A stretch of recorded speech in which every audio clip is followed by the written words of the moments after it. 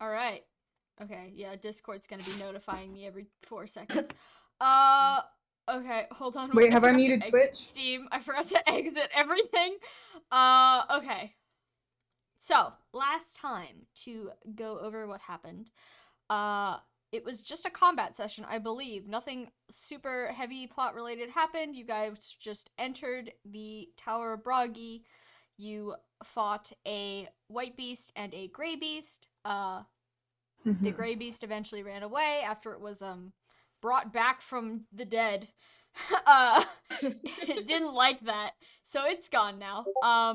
And you guys managed to sneak past the white beast. Hold on, I just gotta mute my OBS, or not my OBS, my thingy real quick. Wow. You know what I mean. You know what I mean. You know what I mean. You know what I mean. You know what I mean. You know, All right, if you keep I did saying it more and more, I will. Sure. Okay, I think we're good. My Discord. Sorry. Okay. Does anyone have any questions before we get going? Do we heal? You completed the battle successfully, so yes, you will heal between now and your next battle. So Cool. God, that's a success, huh? I mean, you lived. Woo! We lived. We all lived. We didn't have to use a panacea. The bar for success on maps where white beasts exist is You live. significantly lower. But yeah, does anyone else have any questions before I jump into telling you what's happening? Nope. We're good? Nope. No. All right. Hold on. I forgot to scroll down in my document. Man, I really was not ready for today. Okay. So, you guys are just running into the inner portion of the shrine. Lethair has opened the way for you, or I believe Edwin had opened the way. But Lethair is like ushering you all in as the white beast struggles to get out of its freeze status effect. And you guys all enter this dark room. She closes the door behind you, and you can hear like a lock clicking, as well as like something heavy being placed across the door, like perhaps a wooden beam or something to keep the creature out. But it is otherwise dark in this room, and you take a minute to like catch your breaths. Just make sure everyone is here. You haven't left anyone behind. And as you guys are just kind of, getting your bearings, Lethair is gonna speak up again and say, "Wow, they've never done anything like that before. You guys really made them angry." Yeah. That's what happens when you start stabbing things. Well, to be fair, this time we really didn't start stabbing them. We kind of stepped through the hallway and they came at us. Yeah. Okay. We did Well, step into their house with weapons, so it's not exact, but the point still stands. You hear someone, probably Lethair, based on how close the voice is to the door, mutter something under their breath, and then a small ball of light forms in Lethair's hand, which illuminates a small space around her. You can see that she doesn't look very shaken up by any of this. She's very, like, smiling. She still looks very put together, despite, like, being in a battle. So she's just gonna start like walking around the room, holding this light up to various little torches and sconces on the wall, which slowly but surely begins to illuminate the space. It is I'm gonna say like 25 by 20 foot room, so it's not very large. You can easily cross it very quickly. It is, as you could see from the outside, the walls are stone, the ceiling is stone, and very high up. And as she's making her way to the back of the room, you notice a couple things of interest. The first thing is that the center of the floor actually dips inward. So you've got the floor that you're standing on right now. You're all kind of gathered near the door, just kind of checking to make sure you have all your stuff still. Oh, excuse me. Sorry, my blanket is getting away. You guys are all checking to make sure you have your stuff. So you're on this upper layer of the floor, and then in the center of the room is sort of this sharp dip to like a slightly lower floor, I suppose. And inside this lower floor, inside this little basin, you can see that it's just like full of pillows and blankets and other such soft things. And none of the pillows and blankets match. And they all seem to be varying ages of, some look brand new, some look rather ragged. Everything has like a thin layer of dust over it too. So you've got this pit in the middle of the room. It's maybe about 10 feet by 10 feet, so like a perfect square. And then as she makes her way to the back of the room, still lighting torches as she goes, the actual Crusader statue comes into view. And this statue, the lighting isn't great. You're still on the other side of the room. It's 25 feet away, so you can't make out like perfect details, but it seems to be some sort of person like sitting down on a chair. Obviously a statue because it doesn't move when she passes by, and she doesn't seem to expect it to move. But yeah, that's where that is. Finally, she comes back around to the other side of the pit. So she's circled around the room at this point, and she puts out the light in her hands, and now you're just living by the light of the flame in the room. Would anyone like to do anything? I have a quick question first. Sure. Does it look like the statue is still intact? Would you like to approach and find out? How far away in the darkness is it? Is it like at the room least is like the room is no decently- longer like super dark. You can now see comfortably. It's more like, I don't want to say like a dungeon because that sounds dirty, but like it's lit. No one sleeps here. Yeah, it's lit enough where you can easily make your way to the other side of the room and see comfortably without having to light your own torch. But it's not like sunlight. Okay. And I'll have Octavia like go towards that because she does want to check it out. Okay. So you approach the statue. This one is a little bit different than the other statues. You don't actually see like a table, because the other 2 or 3, I don't remember how many at this point, the other 2 or 3 that you visited, there'd been an altar or a table in front of the statue. You don't see a table this time. This time it seems to just be the figure of a man sitting on like some sort of fancy chair.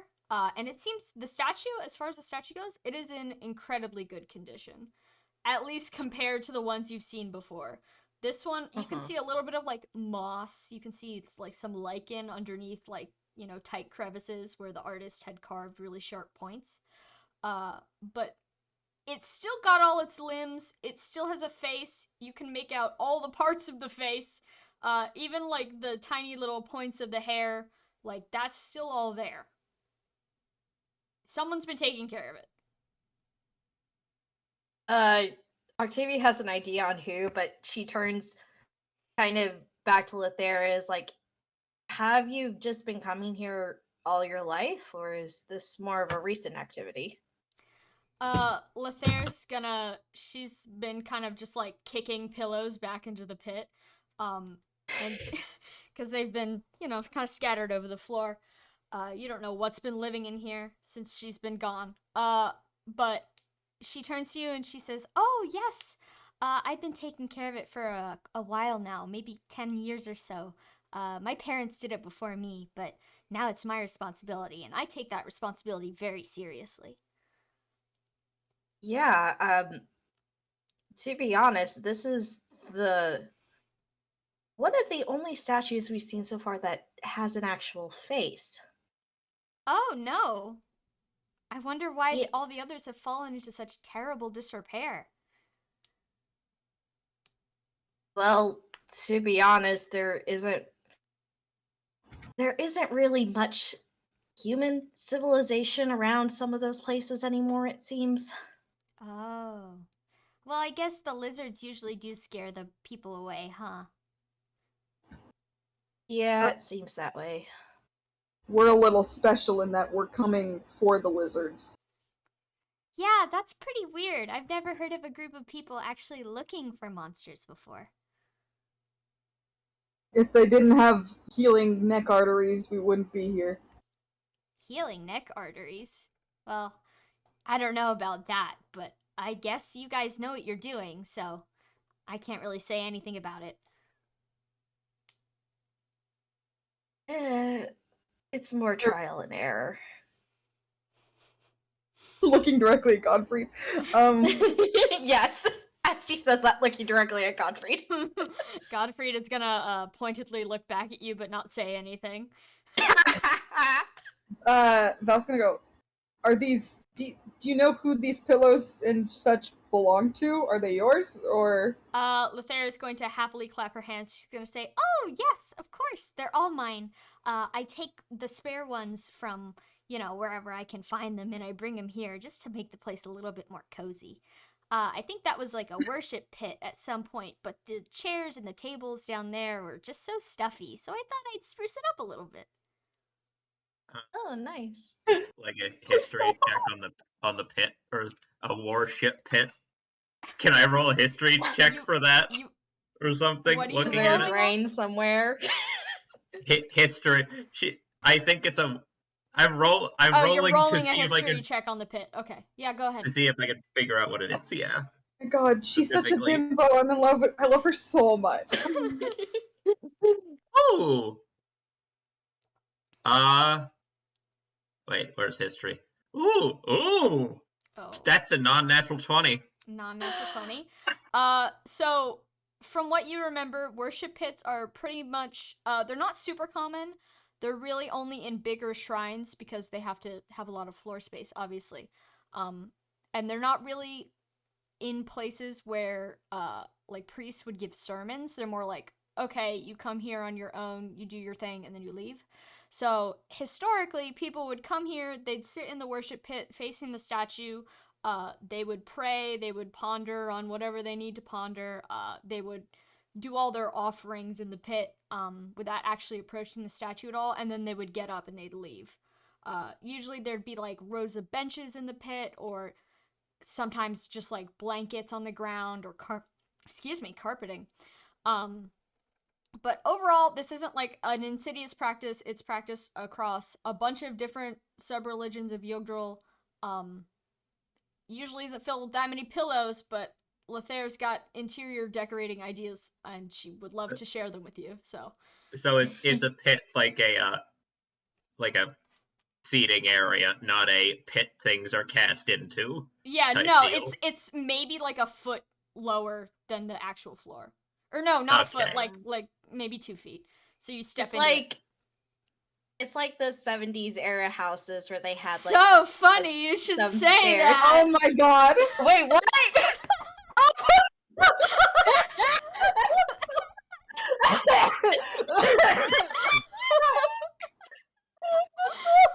Wow. Sam. Sam. What? I don't Amazing. want the gift of prophecy. What? I don't want the gift of prophecy. It's not the gift of prophecy to be like. Oh, The gift Lothair's of not in prophecy it. Hold implies on. that you predicted this before it happened. Hold on, I Sam gotta... had this idea, and you just correctly guessed what she was talking about. Everyone. There's room for everyone in the pit. Oh fuck yes! Wonderful. Are the faces No, the back faces there are not also back on the there. This wall? is just the best photo I can find. I This actually is the I best? never described the walls of the temple. Hold on. Thank you for reminding me. So the walls of the temple, as you look around, they're kind of the same as you saw in the other shrines. So there's just like carvings on the wall, in varying stages of decay. These ones are a little bit nicer looking than the others, obviously. A lot of images of dragons, a lot of images of people. They interact. It's old carvings. Any recognizable dragons? Do you want to roll for that? Again, you're not gonna let me coast No, in that I'm not 20? gonna let you Okay. coast. It's a totally different question. Okay, fine. Oh my god, it's the same roll. Damn. All right. So Nice. last week was the bad week. This week we all win. Okay, shit. All right. So 20, correct? 20. And I'm asking if they're recognizable as, me. Well, you don't see any that specifically resemble you, as in Archibald, but you definitely can pick out like images of divine dragons and earth dragons. Some of them they're like fighting, some of them they're talking to like little humanoid figures. It seems to be another interpretation of the miracle of Darna, mostly, interspersed with just like battle scenes. I see. Interesting. But these carvings specifically, they definitely have a lot more like I guess priestly influence than the other ones. The other ones had a lot more like, oh, combat, so cool, horse, nice. Whereas this one, it's very much like the people in this one, they're wearing like long robes. A lot of them look like they're praying. It's a lot more peaceful scenes, let's say.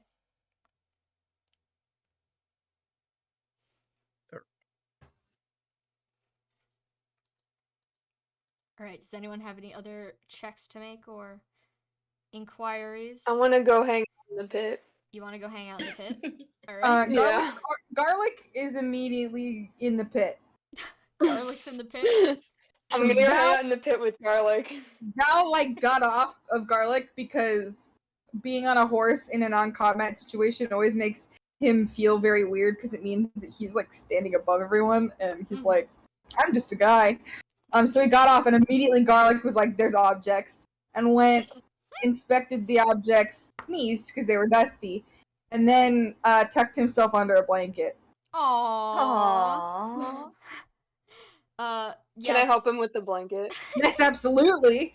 Garlic, if you're in the party, Garlic he's your friend personally. Okay, I'm gonna help Garlic with his blanket.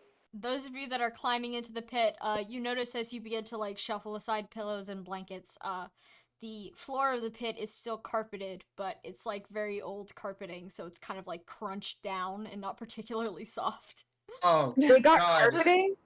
They got It's carpeting. like 2,000-year-old shag carpeting. No, on the it's not. bottom of It's the- not 2,000 years old. It's clearly like a human lifespan old. But Oh, okay. They but replace it. it's To be It's clear, interior decorating. Is this carpeting or is this rug? I don't know the difference. What's the difference? Carpeting is like Obvious. stapled to the ground. A rug is something you put on there, like on top of it. All right, then I'll say it's a rug. Oh, okay. I'll say it's That's why I was removable. so baffled. I was like, they lined the floor with carpeting? I didn't It is the realize those were 70s. not the same thing. I thought those were the same thing. No. A rug is like, it's usually smaller than the room and it's like a decoration piece. Carpeting is an equivalent to like wood flooring. You know? Gotcha. All right. Yeah, I don't know. We don't have any carpeting in my house, I guess, so I'm just gonna call it a carpet. But yes, you notice that the rugs on the bottom of the pit are very much like weather worn, but you can still tell like they've got like patterns on them and stuff. So, not disgusting, probably fine to sit on, not a health hazard, hopefully. Cool. You go. No, go ahead. Okay. Well, I'm about to move on, so is there anything else you want to do? Octavia's debating whether or not it's more polite to take off her shoes before entering the pillow. As you look over your shoulder and you're pondering whether or not you want to remove your shoes, you can see that Lothair has, in fact, removed her shoes before she jumps Okay, into the pit. Octavia also removes her shoes. But she doesn't seem to care about the horse, so, like, Yeah. It's hard to tell. Like L to everyone else. Garlic got Garlic mud. sleeps with the rest of the family because he is a treasure. Yes. He's the mascot of the party. We can't leave him behind. Amalthea, noticing that everyone is climbing down into the pit, and there's enough room for all of you, I think. You could probably all fit in the pit if you don't take up too much space. She's going to notice everyone's getting into the pit, and she is going to pause for a moment, think deeply about something before running forward and belly flopping onto the pillows. You can hear the air leave her lungs on impact. Beautiful. It's not a mattress. No, it's not a mattress. She remains face down after letting out a quiet groan. To be Octavia, like, crawls over and, like, gently, like, hoists her up, like, okay, come on. to be fair, I think they don't really have like what these people think mattresses are is a bag filled with straw. Love True. that. Well, I do have to say, like, I think, yeah, it wouldn't be bouncy, but Octavia in be her day itchy, has bro. slept on a feather mattress. Fancy. Oh yeah, she's got. Oh yeah, that makes sense. Val has not. Yeah, that's okay. Val is going to like walk to the edge of the pit and see everyone in there and be like, "So are we? What are we? Are you all? Why are we getting in? I know why Garlic's getting in, and it's because he was curious and he's cold. Why is everyone else doing it?" Point of order. Archibald is not in the pit. He is still staring at the carvings on the Yeah, wall. but enough people are getting into Yeah. the pit that Val's like, "Are we going to bed?" Val's very confused. Octavia Speed says, like, do you want to go out there right now? Point. Okay. And This so is the most comfortable place in the shrine. Val starts taking off all of his armor. Because then he'll take up less space. Mm. Gare is. Octavia! Oh no, you go It's first. not. You go first. She takes off her boots, but I'm not thinking.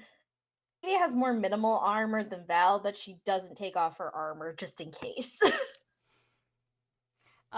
Gare has not entered the pit. He is leaning against the door you entered, and you can see now that the lights are on. There is in fact a large wooden, like 2x4, I guess, bar on the door. Not that you've heard anything like scratching against it, but better safe than sorry. He's leaning against the door with his arm folded, just kind of like curiously looking around, like he's not quite sure if he vibes with this place.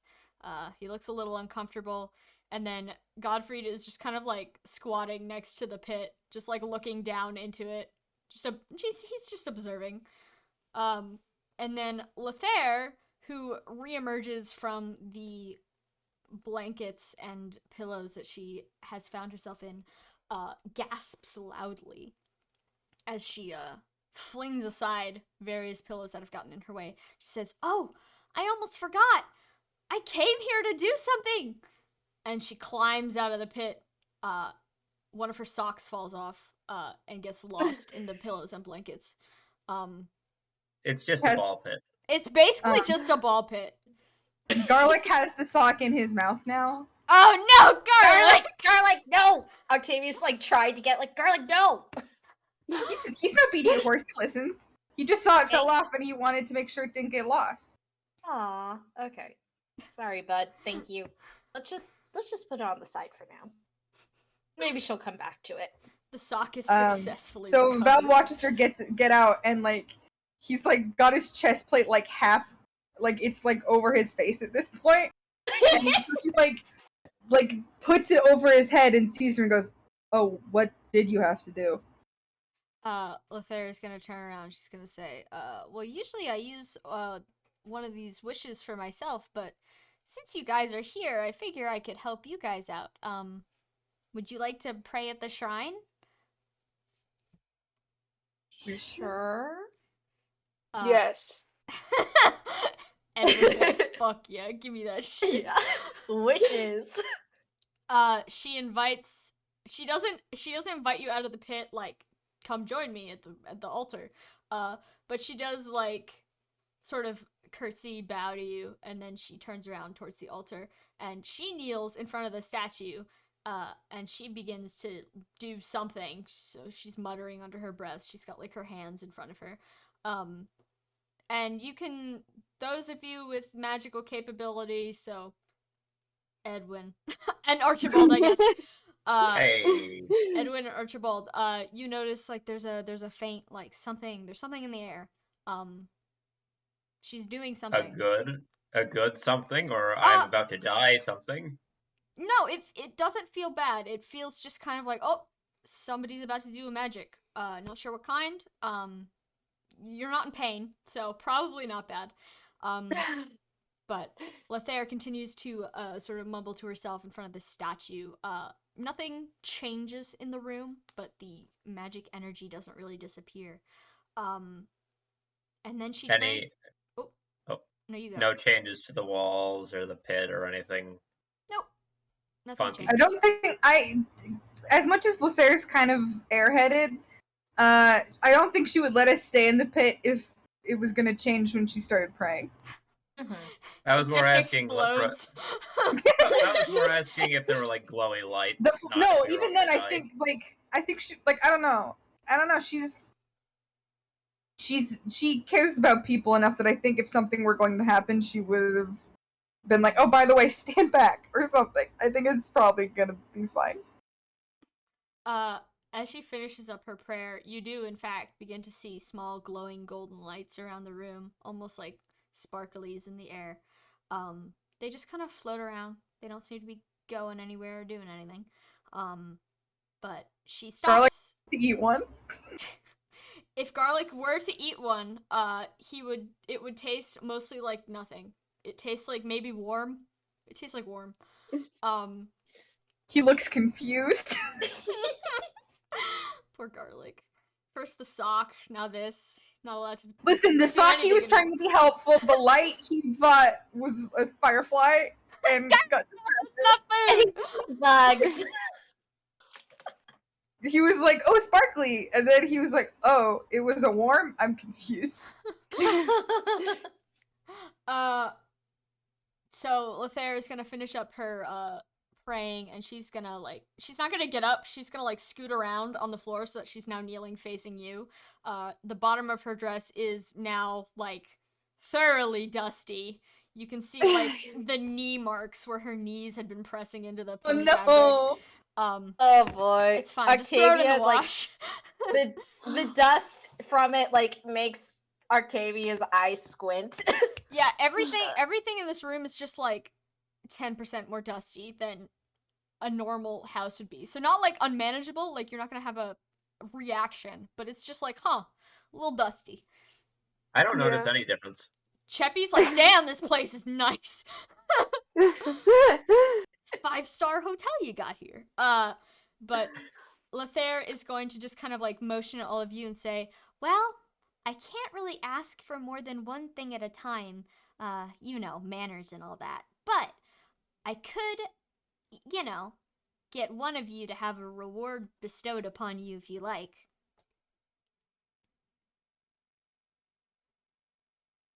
Edwin's distracted now. He's been probably writing down exactly what's going on here this whole time. He's writing his dissertation. Love that for him. Yeah. Yes, King, get that doctorate. Get that doctorate, bud. Val looks uncomfortable with the idea of taking this. Because, he's very clearly, looking at everyone else, do it, but also he's not going to. And it's not out of, oh, I'm scared of it. It's that he's, a little too polite. Oh. He feels like taking it would be selfish. He's these people I don't know, he doesn't, he shirks back almost, it's very clear he doesn't want to take it, but not out of fear, out of he just is uncomfortable with the idea of taking it. Archibald, who's been standing there watching the glowy lights like you watch a bee that's in your room, just terrified, frozen, just watching at all times, just as they drift by. Real quick, wishes, asking, reward, who are you asking for things here, exactly? She's gonna jerk her thumb behind her and say, "Well, Saint Bragi, of course." Yeah, Val's it's the Tower of Bragi. I think the connection was obvious. She has made your Bragi blood. Yeah, no, that's what I think. Just checking. Yeah, that's fair. That's fair.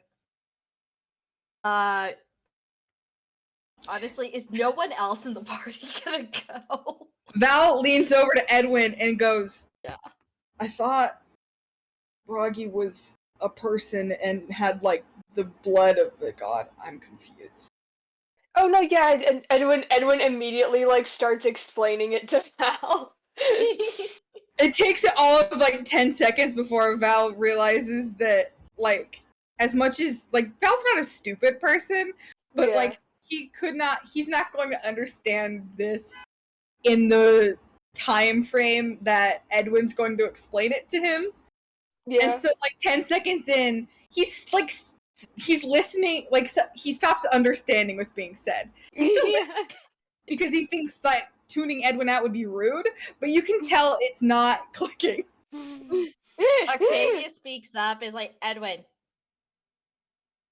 Yeah. magic. This is Oh. magic. So, Yes. you do magic. I do magic. So it might, whatever reward this is, it seems benign. It seems like it's okay. I think it would suit you best amongst us. Oh, okay, if you think it's a good idea. If we He'll- end up regretting it, you can punch me in the face. I don't think I can do that, but it's nice of you to offer. Sure. Edwin will Mutters climb to out of the himself. pit. I would like to see him try. Edwin climbs out of the pit. I assume you're approaching Edwin the climbs altar. out, yeah. Lothair is gonna just like tap the floor next to her, like, "Come, sit with me," as she scoots back around to face the statue. Yeah. Edwin will sit. She's gonna look at him. She's gonna say, "Well, I can only do this once, so make sure you choose carefully. You've got 4 options here, and then as the DM, I'm going to tell you exactly what those options are because well, it would be a dick move if I didn't. Okay, so basically what she's gonna do, she's gonna give you a free use of this Crusader Shrine. So there's 4 options. You do not have access to the last option because you do not have Major Braggy Blood.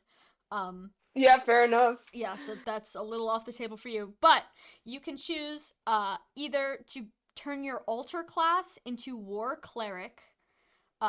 You can turn your altar class into Exemplar. You can get a copy of the Kia staff, or you can get a copy of the Charisma skill. Let me know if you need me to read any of those back to you. Okay. I'm Edwin. looking for them right now. Alright, we got, I assume Kia is just what it already did, but... It would be so funny if Sam was like, didn't mention you don't have access to the 4th option because you don't have Broggy Blood, because Edwin did have Broggy Blood but didn't know it. She just didn't tell us that he had access to it and the rest of us wouldn't have. That'd be so funny if I just started assigning your characters Holy Blood. No, that happens a lot in like tabletop games where like DMs will come up with partial backstory for characters, and like it's not my thing personally, but I do think it would be funny if one of our characters had Holy Blood and had no idea. That would be deeply hilarious, but just to put it out there, I have not edited the blood types of any of your characters. Yeah, you haven't. I feel like because you did mention there is a way for us to gain holy blood in the campaign. Oh, right. I forgot about that. Yeah, you can gain it. I'm not gonna tell you how though. Yeah, it's kind of a secret. Same way they did. Drink dragon blood. I've got some ideas, and they're not fun. What were the altar classes again, Sam? Hold on, let me just flip back. War Cleric and Exemplar. War Cleric is a 2nd grade class, and Exemplar is a 3rd grade class. Okay. I see. Why don't I have that sheet open? I don't even know what these classes do. Hold on, I made this thing I made the shrine like literally 2 months ago. While you look that up, they didn't bother to name half the dragons for the Crusaders, huh? Yeah, they're just kind of like. Really. There's say like just look at Norse myth. Yeah, you get Naga, Salamander, and Forseti, and then everyone else has a dragon. TM. Mm-hmm. Yeah. Mm-hmm. I think it's interesting world building to think that they considered the Crusaders more important to remember their names, but also I'm like, please, the names. The names, hand them over. Yeah, and there's specific reasons. I think Salamander, I think, was just like a fun Easter egg. I don't know what Kaga was thinking, but probably because the fire emblem is on House Veltormer's crest that we Yeah. learn about. Yeah. That's probably the reason why. And also, honestly, this is just my headcanon, but I think Salamander put part of his Dragonstone in the fire emblem of House Veltormer. Mm. Honestly, Mhm. sometimes the best Fire Emblem games don't give you any deep lore, and it's upsetting. This is a direct at Sacred Stones. I only know the names of the gods because I care too much. Most people don't, and that's a problem. Okay, I Edward. was going to tell everyone else what is going on here. Also, if I pick this skill, is it a scroll I can give to someone, or is it my Nope, skill? it is applied to your body. No take Okay. backsies. Alright, okay. Rocky isn't writing the skill down on a scroll, he is applying it to you directly. Yeah, he's like, hey Okay. man, I'll just email you what you need. Can I get a rain printers. check on that? But just so you Okay. know, you can overwrite alter classes and skills with other skills and alter classes if you Okay. decide in the end that you don't like them. Okay. So Exemplar is unit does an additional 2d10 healing with all healing staves and health items. I assume since this doesn't say skills, it wouldn't apply to recover. Yeah, it's only healing staves and health items. Okay. If it was everything, War we'd be so Cleric is busted. yeah. War Cleric is restore HP equal to res mod at the beginning of player phase. But my imbue already basically does that with a better stat, so I would probably not pick that one. So the stack? Yeah, it stacks. I'm sure it would stack, but I already get 13 HP back every turn. 14 actually, if I leveled that up, I think. Which I did, yes. And then Kia Staff restores one permanent effect and then is just the staff breaks. So it's basically a Panacea staff. Which is valuable, but we do have Panaceas that do the same thing. And then Charisma as a skill is, as a full action, grant plus 10 to defense and resistance and plus 5 to skill to allies within 30 feet until the end of the next phase cycle. That's Damn. a great skill. Yeah, that's Yeah. a really good skill. Yeah. Also, I would like to say that so Yes. far, Panaceas have not had adverse effects. I don't know how much drinking monster blood is going to not do anything to us negatively. This is true. I Yeah. trust This his is staff true. more than I trust Godfried's chemistry set, but that's Yeah. just because I know Sam. I would also kind of reiterate, is it like I forget, Sam, is it like in the games where you can repair the staff, but it's just an exorbitant amount of money? I'm gonna say hypothetically you could repair it, but you'd have to find someone who can, in the world, because your average blacksmith will not be able to do that. And it would cost you a lot of money. Okay. So it's basically like the Valkyrie staff, like just like the Kia staff of the game, one and done. One and done. I do have one more slot for a skill as well. It's ultimately I guess what you think would be. I personally think what you think would be best for Edwin's setup. Because I guess like, it's also going to be your play style personally, you know? Yeah, I guess my question is like, do we think we're gonna need me to heal? Because if so, I should take the alter class, but if not, I should take charisma because that's just useful in general. It's hard to say because we know that there may not technically be a permanent party member, but it seems so far that she'd be cool with staying with us for a bit. So, okay. I do think charisma, it can just stay on however long it's useful, and that's a big boon. Yeah, Charisma seems more generally useful and powerful, and we've made it this far just by eating our weapons, so... And keep in mind, in case you're, like, in between two things, if you have the Yeah. resources, you can get more stuff. You just... This one's a freebie, but you Oh, can... this is true. Okay. You can, like, Ooh, come yeah. back and say, I'm back, Mr. Broggy, hit me up with that class. This is true. I think for now I would probably take the charisma skill. Alright. If that sounds Is that your sensible final to everyone, answer? but... Yes. Alright. Lethair holds her hands out to you. Do you take them? Yes. Her hands are extremely Edwin's warm. into it. He's going with this ritual. He wants to be involved. Edwin moment. We love him.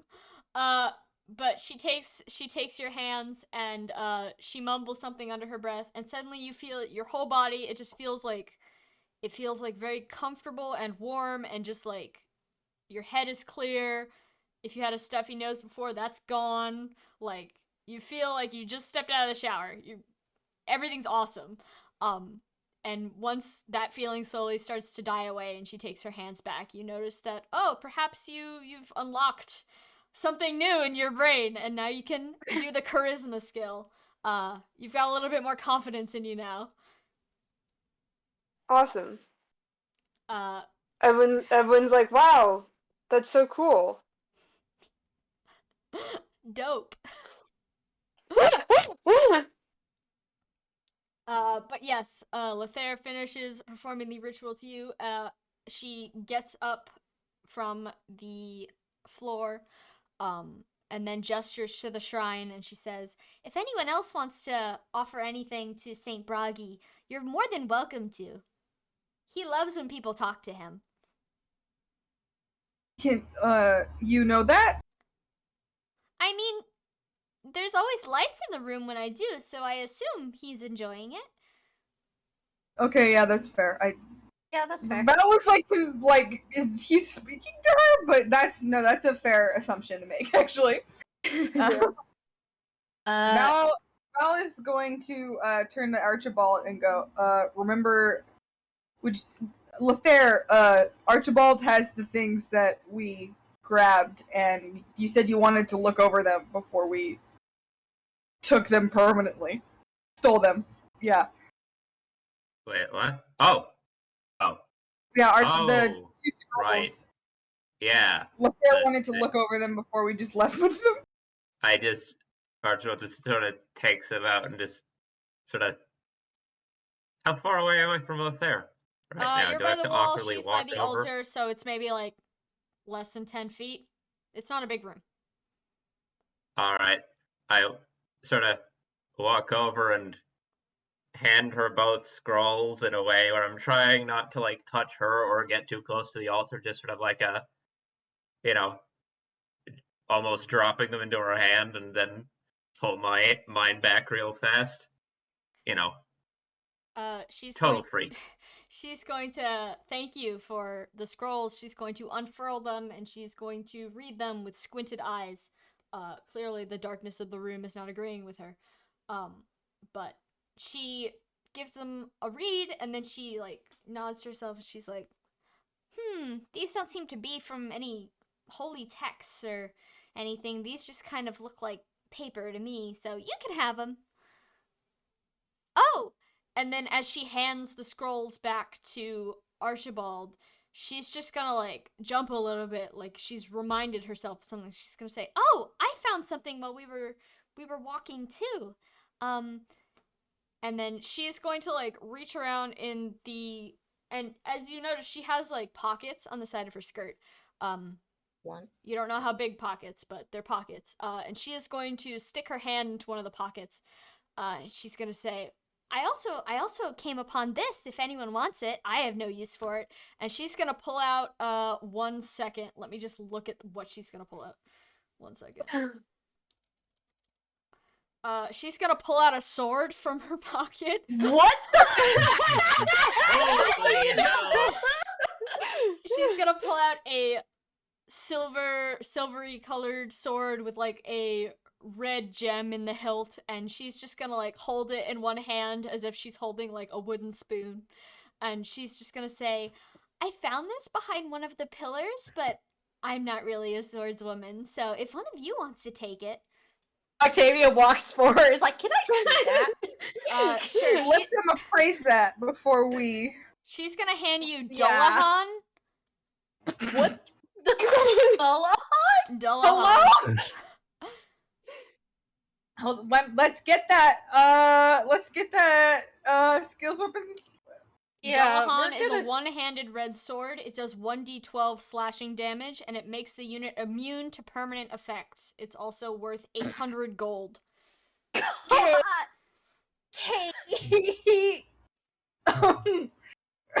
Shit. Okay, so everyone that uses swords, let's list them out. That's Val can use swords, Octavia. and Archibald? Amalthea. Can Archibald use a sword? Yeah, Archibald can use swords. Yeah, I guess. You're Gare mostly going to be a dragon. Mm. So it's Val, Octavia, Amalthea, and Gare. I feel like Has the worst weapon. I think it's Gare at the moment. Gare has a steel. Or actually, you don't have any swords at the moment, do you? I don't have any swords. I have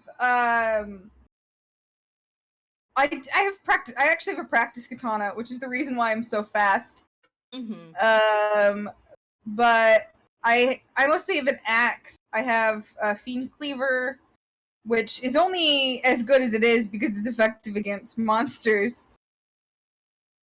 So let's see. I would say, like, I'm gonna say Octavia would not take it, but she is holding it, so, like, whoever decides to get it, she'll present it to them.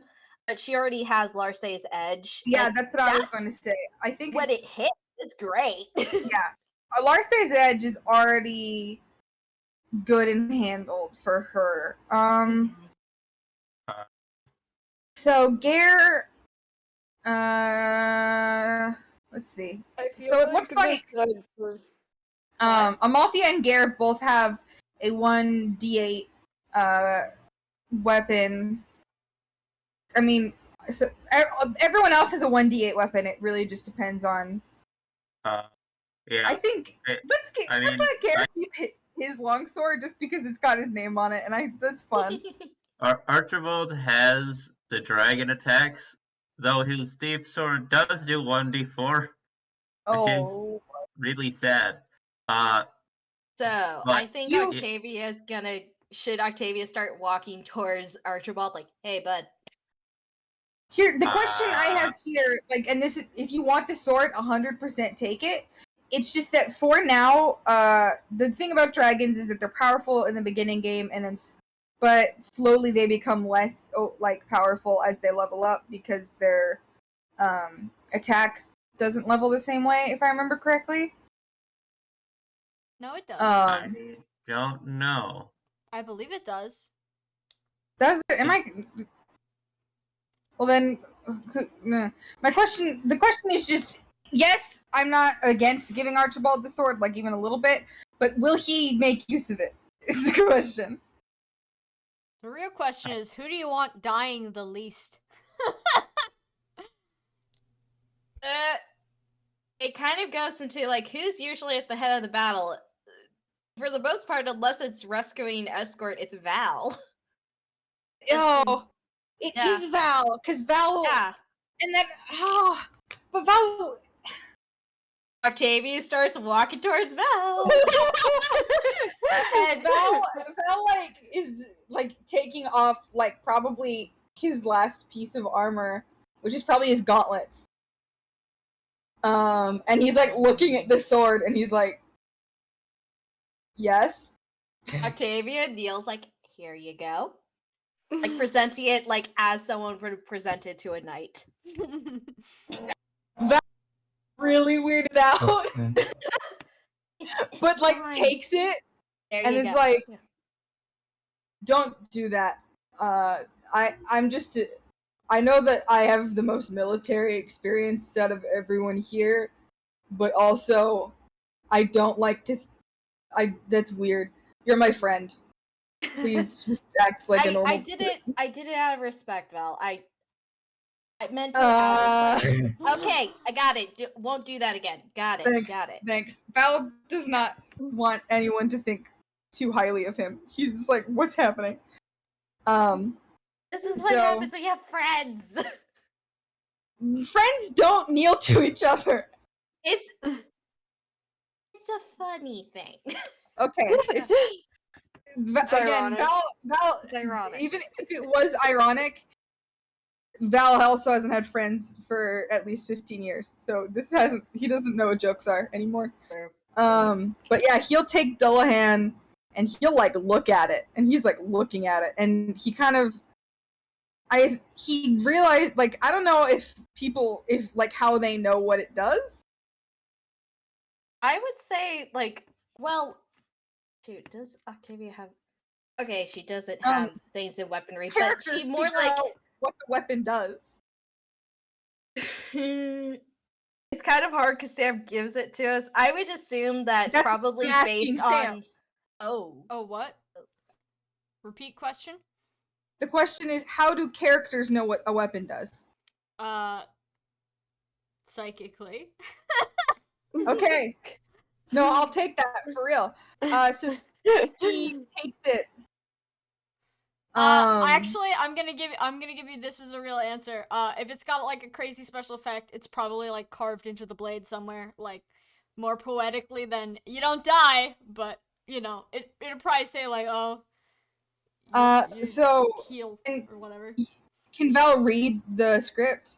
Yeah, I'm gonna say this is like standardized across all continents. Like this is common for weapons in your country as well. So Val reads the blade and doesn't look uncomfortable per se, but like, as I've been saying pretty frequently, Val is very much someone who sacrifices himself for the people that he really loves, and so he realizes partially that this means he gets to do that without there being consequences.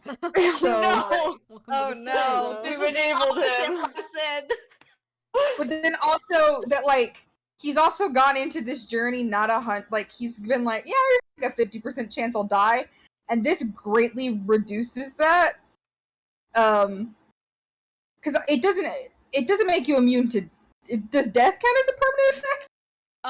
Yes. No. Sorry. No, it does Yeah, not. I didn't think so. Death is death. Yeah, that's what I thought. So like obviously this does make you immune, like it does make you immortal, but it does greatly reduce the risk of him dying. Mm-hmm. And he's like, oh, like, yeah, he realized there was a chance he would survive this, but like it hadn't been something he was actively considering. So looking at this and holding it, he's like, thanks. And you can tell he's like thinking really hard as he puts it with the rest of his weapons. Whoa. Alright. Excellent.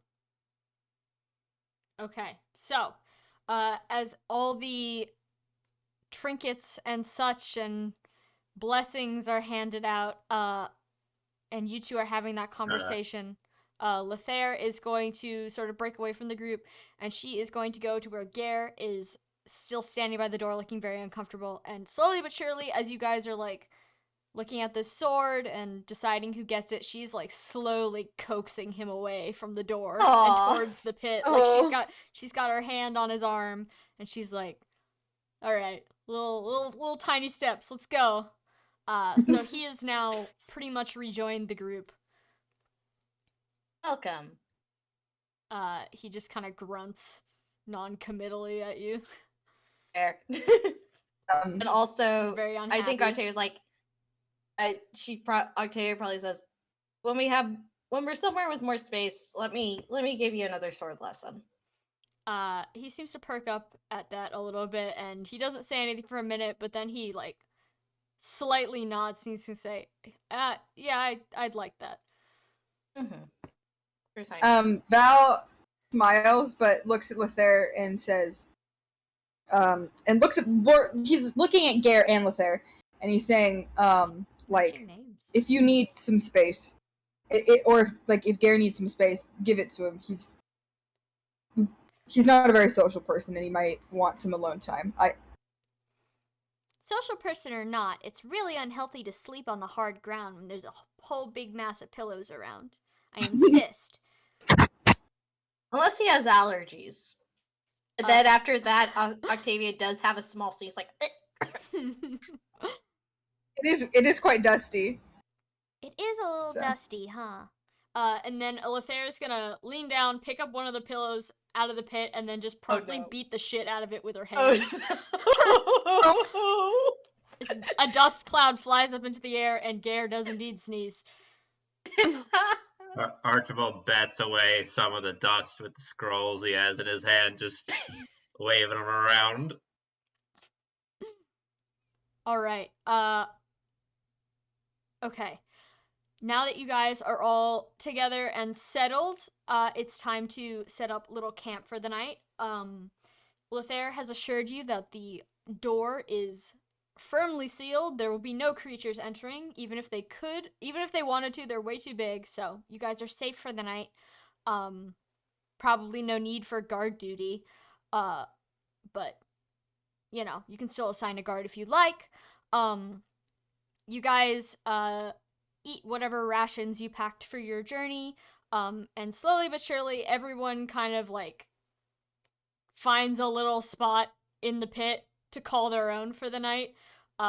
Gare is still just kind of like, he's not like in the pit, he's sitting next to the pit, as if he's on the far side, so as far away from the statue as he can physically be without like being rude to Lethair's kind offer. Facebook, get out of here! Sorry. I have 2 notifications. I will not check those later. So yeah, Gare is sitting like sort of cross-legged. He looks like he's like looking at his stuff, which is at his side, as if he's like still considering putting his tent up. Even though you don't need it today. And Godfrey, he isn't sitting in the pit, but he's like kind of sitting on the edge. He's like taken his shoes off by now, and he's just kind of like vibing at the edge of the pit. Still like curiously looking around. He keeps glancing at the statue as well, but he doesn't look nearly as perturbed as Gare does. And Amalthea, having long since recovered from her belly flop incident, is now laying in the exact center of the pit, arms and legs out like a starfish, eyes closed, blissed out of her mind. So all of you are just kind of settling down for the evening. Would anyone like to converse with anyone else? Anything to be done? Val will look at Gare and Godfrey and go, you can take a pillow and blanket from out of the pit and sleep somewhere else. Gare is gonna do exactly that. He is going to grab one of the pillows and just kind of like sneak it up towards where he is. And he's gonna look at his tent stuff again, and he's not gonna set up his tent, but he's gonna pull out his bedroll, and he's gonna set that up right next to the edge of the pit, and Godfrey is instead going to do the opposite and slide the rest of the way into the pit, into the corner. Nice. Val's trying to make sure everyone's boundaries are respected. But Where's Archibald? Archibald's probably just sort of still hanging around the edge of the room, kind of walking around, examining all the carvings of the dragons over and over. Kind of doing a wide turn around the Broggy statue. Broggy? Wait, yeah, Broggy. That one. Him. As you are observing all the statues, and the night is winding down, so everyone's just sort of going off to either sleep or do their own thing, or, you know, quietly make themselves busy. Lethair is going to once again climb out of the pit to join you at the wall where you stand. She's not going to say anything immediately. She's just kind of going to stand next to you. She looks from the wall to you a couple times. She's still got like that smile on her face, like, oh, I'm interested in whatever it is you're interested in today. I love you so much. She stands there for about 15 seconds, and then I glance over and notice her go. She is going to widen her smile in response to your surprise. She's gonna say, is there something wrong? You seem a little, I don't know, I guess curious.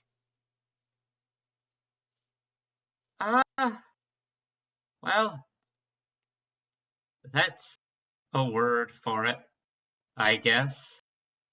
Curious. Maybe more, I don't know, confused. You were... Huh. Gare's like over here. What was it you said earlier about the Church of Naga? Is that who... They're the ones who are running around the countryside? Naga. Yeah, from what I've heard. I mean, they have the symbol of Naga on their clothes, so I would assume, but I've never actually spoken to any of them, for obvious reasons. Huh. Weird. Very, very weird. Is it? Why do you say that? Aren't you... But I don't immediately say that. I pause and just sort of, like, give her the slow turn and look. Like, you're a priestess and descended from Froggy, right? Mm-hmm. Definitely. Sorry, that didn't come through the I mic. said definitely. A priest... You know who Naga is, right? Of course I do. And all that she stood for, and, well, everything that's sort of depicted here, I say, gesturing vaguely at the Miracle of Donna carving. She also looks at the Miracle of Darna carving, and she just kind of like taps her chin thoughtfully. She says, well, I mean, I don't know if... I guess I made it sound a little bit worse than it was. I don't think they're necessarily bad people, but I don't know. Military life isn't for me. It's not what I grew up with. Oh. I see. Yeah, that's fair. This is Dwyer talking. Me, hi. Okay. Just like, I don't know. Maybe these people, maybe they're doing it in the name of Naga. I doubt Naga has any idea what's going on. Yeah. Just I think if she did, she'd be pissed. Just because this is canon information, this isn't a spoiler for my campaign. This is canon to Fire Emblem universe. Naga's been dead for a very long time at this point. Yeah, Naga does not Naga's give got a no fuck. idea what's happening. Yeah. Taking a fat nap. Archibald's got Earth Dragon perspective on things Yeah. where these fuckers don't stay dead. But where was I? Talking to Oh Lothair. shit. Was I saying something or were you saying something? Lothair just said that she doesn't think they are particularly bad people. She just doesn't think she'd fit in with their society because she's a small town girl from the middle of nowhere. Oh boy. Yeah, I understand the feeling. Oh? You saw earlier. Do you know what I am? I mean, you look like a dragon to me. I've never seen one before. That was... Well, I can't say I was expecting it, but it's pretty cool. Thanks.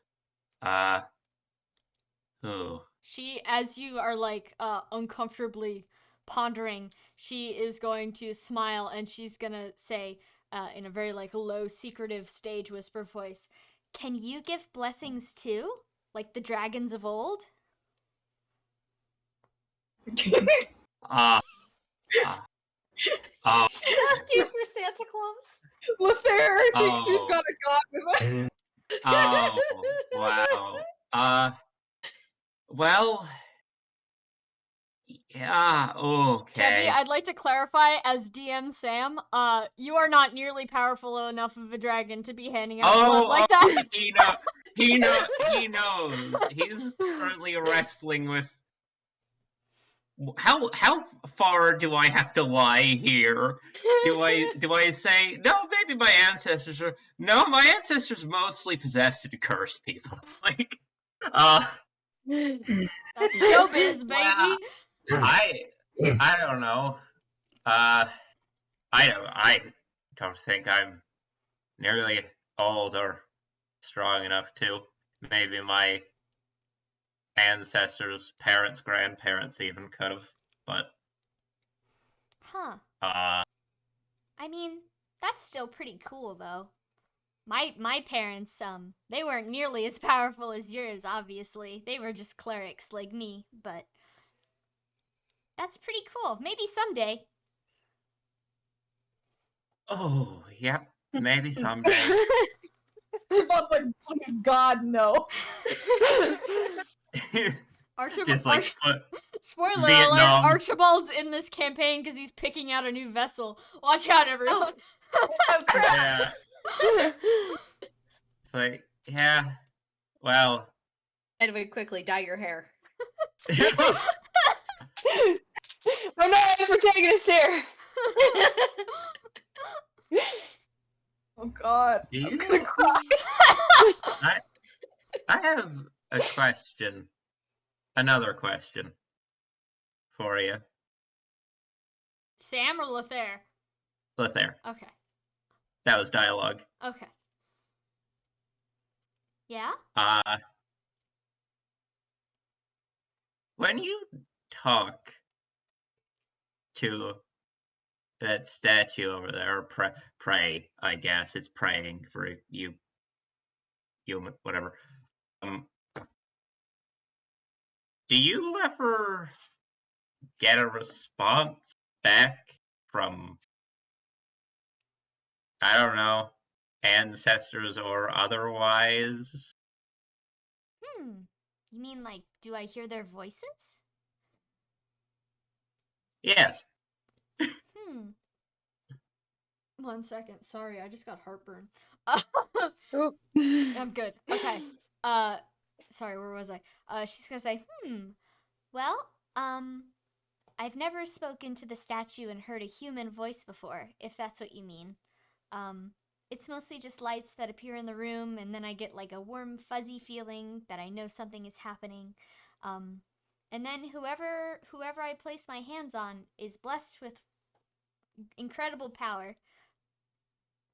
But someone's clearly listening, and I like to hope that it's Lord Broggy. And then she leans in real close to you and she says, you want to hear a secret? Sure. She's like smirking to herself as if she's playing a huge joke on everyone. She's gonna say, I don't actually have to pray in front of the statue. All I have to do is like touch the floor in front of it and the power activates. But I like to say a prayer instead. It just feels more polite, you know? Not to mention, people get more impressed when you say all the fancy words before you do the powerful thing. What? Edwin's over there like trying to write down what he heard her say. So you, as in what, is just like, oh, well, Archibald wouldn't even, are there buttons even? Archibald wouldn't even know. What? It's just like the thing the floor does, or it's you, or? No, well, you see, this, the altar that was here, it used to be in the pit, but I accidentally removed it because I didn't know what it was. So I just put it on the floor over there. You have to touch the altar, of course. That's how it works, but it just looks like floor. What, how do you accidentally remove the whole statue? No, not the whole statue, just the table part. I thought it was just a table, so I moved it because I wanted to put more pillows in the pit. And then I realized what I did wrong, and I had to run back outside and grab it, and it was so heavy. Oh.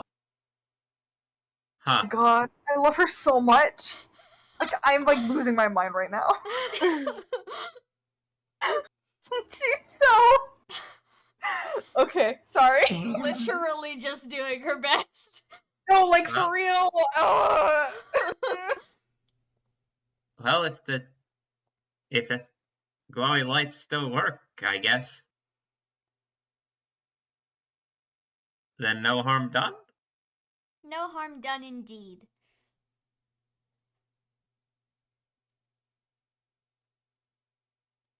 What do you... Slightly too awkward of a silence. Yeah. Just like slightly too long. Just like the whole 120 seconds just of like Just staring at the standing. wall and back at each other. And Lothair is going to break that silence by sort of swooshing away, kicking up dust with her long skirt and jumping back in the pit and loudly announcing, "Well, I don't know about all of you, but I'm plenty beat, so I think I'm going to go to bed." Good night. She's Yeah. going to wave at Octavia at the good night, and then faster than you've seen her move yet, she is going to flip over face down onto the pillows and simply become a pink lump. Pink lump. Amazing. Val... There she is. Val is seated. Great job, Dwyer. Val is sat right next to Garlic because that's how the sprites work, and also just because he's a big warm baby. Does this configuration work for those who are already Yeah. in the pit? Yeah, You it want to move works. closer or farther from anyone else? She's gonna he's right next to Garlic, and Garlic seems pretty content. Val is going to fiddle with his earring for a moment. If you look, you can see that he's trading out his gold one for his black one, and then he's gonna go to bed. Going to bed? Alright, Edwin. In case to be clear for everyone, I realize that only the players know this, but the people listening, Val uses his earrings to tell people what pronouns he's okay with for the day, and black means masculine. Pog. He usually has golden, and that's any pronouns, but he's feeling boy, so he's gonna put them in. He's feeling Boy boy time. this evening. Boy time. Yep. Alright, Boys' so night. Val is asleep. What's Edwin up to?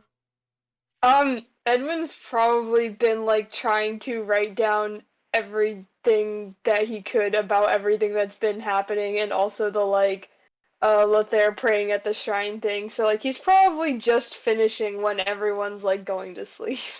Okay. Is he also gonna go to sleep, or is he... Yes. Okay. Yes. Excellent. Octavia? Octavia calls out to Archibald, like, "Hey, are you gonna stay up?" Just for a little bit. Okay. Thinking or whatever. Sure. Well, whenever you want to go to bed, you can wake me up and I can get on watch if you want. Will do. Okay. Night. She kind of, during the quiet time, she was just tending to her sword and making sure everything was good. Now she's just gonna go to sleep. Okay. Archibald. I'm going to wait Okay. for everyone else to go to bed. Is everyone else asleep? Or do they look well, asleep? I'm not done yet.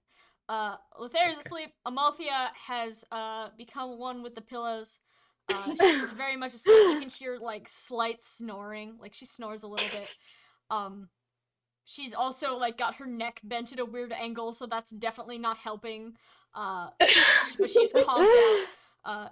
Gare, he spends a couple minutes just kind of like trying to get comfortable on his little cot. Before Archibald, you hear like a disgruntled like huff. Hello, Discord messages. You hear a disgruntled huff, and then very quietly you hear him scoot his way into the pit. It's more comfortable. Before he like lays down exactly like side by side with the wall, and he immediately goes to sleep. And Godfrey in the corner has not gone to sleep yet. He is reading a book by the light of a, I guess, small ball of fire in his hand. And he doesn't seem to be going to sleep anytime soon. Archibald, what are you up to? He's reading off to the side, you said? No, he's reading a book over here. I am quietly, without really drawing his attention, is the area where Lothar was kneeling down in front of the statue, was that in the pit or that's outside no, the that's pit? that would be like where Val's portrait is. Val is St. Broggy right now. In the pit. I see. An Can unconventional map. Can I like quietly That's why this is a boys' Boys' night. Yeah. He's embodying Broggy and you're singing him exclusively. Sorry. This is a super dumb joke. I think it's funny though. No, you're good. No. Anyways, Archibald, what's good? Yeah. Can I creep my way over to the statue preferably without stepping on anyone or... I mean, you're already out of the pit, so unless you find a new person in here... No, yeah. Then there's a problem. Just walk up to the statue and look back over my shoulder just to see that everyone is still asleep or Godfried. And confirmed. Just kind of gingerly take one hand and put it on, I guess, the base of the statue. It's on like a plinth thing, you said, right? It's on the floor, but the statue itself is sitting on like a carved chair. So if you want to put your hand on like something that isn't carved human, you could put it on carved chair instead.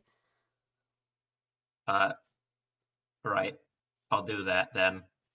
And I'll just sort of lean in kind of awkward close to the statue, like you want to lean in to whisper to a person, but it's a statue. It doesn't have it's the base of a statue. It doesn't have ears. It's just sort of leaning in close to a column or this chair or whatever. It's weird. Just sort of in whatever vaguely dragony language there is, just sort of whisper under my breath.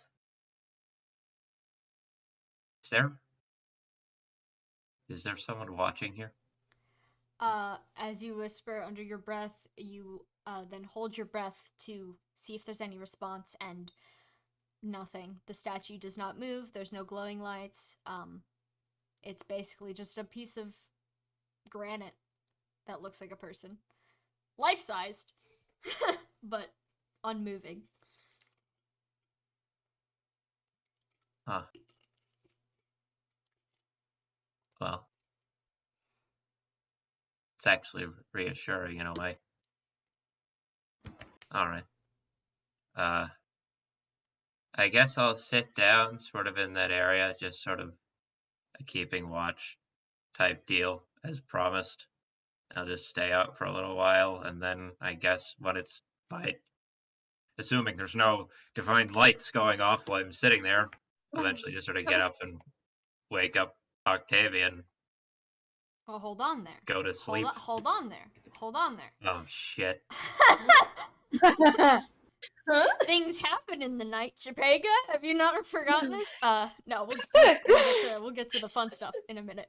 But as you're sitting down after maybe like half an hour of just like chilling, you're starting to get a little bit of an ache in your back. It's cold. Floor's not particularly comfortable. Statue of Broggy is not particularly comfortable. He's not reaching down to hug you or anything. He is, like I said, granite. You hear someone in the pit area is like shifting around, and as you look over your shoulder to check out like who's up, you see that Godfried has closed his book and he is now like, I guess, kneeling at the edge of the pit, like inside but like reaching out to where his carrying case is, because that's like right there because it's got all this stuff in it. And you watch as he puts the book back, and then he grabs something from the case. You can't quite tell what it is. You're a significant distance away.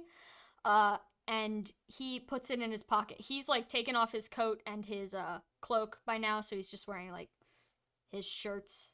I guess he wears multiple shirts. And he just like slips something into his shirt pocket. And then he stands up and he climbs out of the pit and he casts like one last look behind him, like at everyone. Does he see me looking at him? Does he know? Hold on. Let me make a check for him. Should I roll stealth to? Should we There do a is competitive roll? There is no stealth roll. I was just gonna have him make perception check. Does that work for you? I mean, what do you mean? Does it work for me? You're in charge. I mean, if you want to roll something, I'll let you. But hold on. Would it? When Archibald has to sneak, it's his skill. Yeah, it's skill. Do you Skill want or- to? Do you want to make a? Do you want to make a skill roll? Would deception work? Are you pretending to be asleep?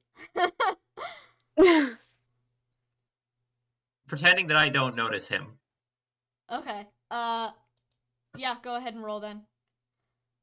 Oh, fuck. I hope this doesn't fuck up. Oh, that's not great. What'd you 11. Get? Yeah, he got a strong 3. So Godfrey needs glasses. But he's gonna like dark. It's really dark. Lothair put out all the the torches and stuff eventually burned down. There's maybe like 1 or 2 still smoldering in the background, but he's gonna like quickly scan the room before making sure whatever he put in his pocket is still there, and then he exits the shrine area as quietly as he can. You can hear that he hasn't put on his shoes. He's left those, and you can hear just like the dull scraping of metal every time he takes a step, but it's not very loud, so it doesn't wake anyone up. But yeah, he's gonna quietly lift the bar off the door, unlock the door, slip out, and close the door behind him. What? With his shoes? Yeah, no shoes. I'm going to sit there for a second, staring at the door that he just left through in with a mixture of emotions. I can only sum up with what the fuck? And then going to stand up and creep over in that direction. And I'll tap on Octavia's shoulder as I go by and say, "Hey, hi, I gotta go outside and like take a piss or something. You want to start your watch? I'll go back to bed when I get, or I'll go to bed when I get back. Sorry." And then I'm gonna sort of shuffle before she has time to like properly wake up and process. I'm just gonna like shuffle on over and quietly sneak out the same way to see if he's out there. Okay. So does Octavia see him leave? I said I'm going. Yes, you do. Yeah, I said I'm going for a okay. piss. Yeah. Octavia's like, yeah, I guess there's enough time, and I don't want him to piss in here. Does Octavia... Actually, no. Go ahead. Go ahead and continue. Okay. Archibald, you slip out of the room, equally quietly, and you come upon a dark tower. The lights are all out. You can't hear anything other than just like nature sounds. The white beast that you had frozen by the door is gone. You can assume it went back to its normal beastly business. Hopefully. And other than that, you don't see any other creatures around. You do hear, though, the soft, distant sound of someone with a single metal heel walking. How distant? Not quite like at the door, but around where the columns were, where you were fighting that first white beast. Maybe like where the chest was. You can hear like someone climbing steps. Is there like an area? Are we indoors? You are indoors. We are indoors. It's not like moonlight coming in or something to see by. Like I was gonna say, is there some place I could? Because it was on like a raised sort of structure thing. I remember we had to climb upstairs in the last map to get in here, right? Mm-hmm. Yeah. I was figuring, can I go around like the lip of like on the edge of that sort of structure that we're on and see if I can see him down the way, or is that... Sorry, excuse me. Heartburn came back. Oh. No, we're good. Unfortunately, the width of the temple blocks you from seeing from the top of the temple stairs. And there's no beast at the bottom of the stairs? There's no beast as far as you can see. Do I do it? Do I do the stupid thing? Do you do the stupid thing? That's up to Oh, the trustworthy team player in me says no, but Archibald's character says probably. Fuck it, I'm gonna go down. Yeah, I would say do the character thing. I always think that's more Mhm. interesting. Fuck it, Be free. I'm gonna go down the stairs and follow him. I'm doing it. I'm following the noise of the clunky foot and being stealthy as I can about it, because like, holy shit. You manage to catch sight of him as he reaches the top of the small flight of stairs and turns around the corner. Do you follow him? I walk up to the corner that he just turned around. I go up to the corner he just turned around and peek before going and just like walking around. So he has turned another corner and he seems to have stopped behind one of the columns. He sits down on the ground. You can hear him sit down on the ground and he's like rummaging through his pockets. What would you like to do, if anything? Well, I'm going to check if there's no beasts around me. Can I see what he's doing? He is hidden by the column. But you can hear him. Is he... Claire, I remember the shape of the map from last time. Is he up the stairs where I got trapped behind that monster, or is he down the hallway? No, he's up the stairs. And, like, in the very, like, top left corner. The part... Yeah, Oh, that wait, little this bit is the where same map. I can grab the map. Yeah. He's, like, up here. That... Okay. And you're, like, here. Get rid of that. I remember the stairs were kind of fucked up from... I'm going to go up to... Not up the stairs, but, like, just so high enough that I can, like, barely peek through. Can you pull that back up for a second? Sure. And I can get rid of this. Is there like a banister? He's like right here, and you're right here. Is there like a banister or a wall or something, like on the side of the stairwell? Here? Yeah. Yeah, there's columns in the way. So this is blocking your view of here. Here, I'll just fucking... Yeah, I want to be like pressed up against that wall where I can just peek over past him, through a bunch of shit and see him. So you want to be here instead? Where is the closest place where I can see him and also hide? There doesn't seem to be one. L. Big L. If you come around this corner, he will see you. Or you can assume he'll see you, unless his eyesight really is just that bad. Let me take a second to think here about this.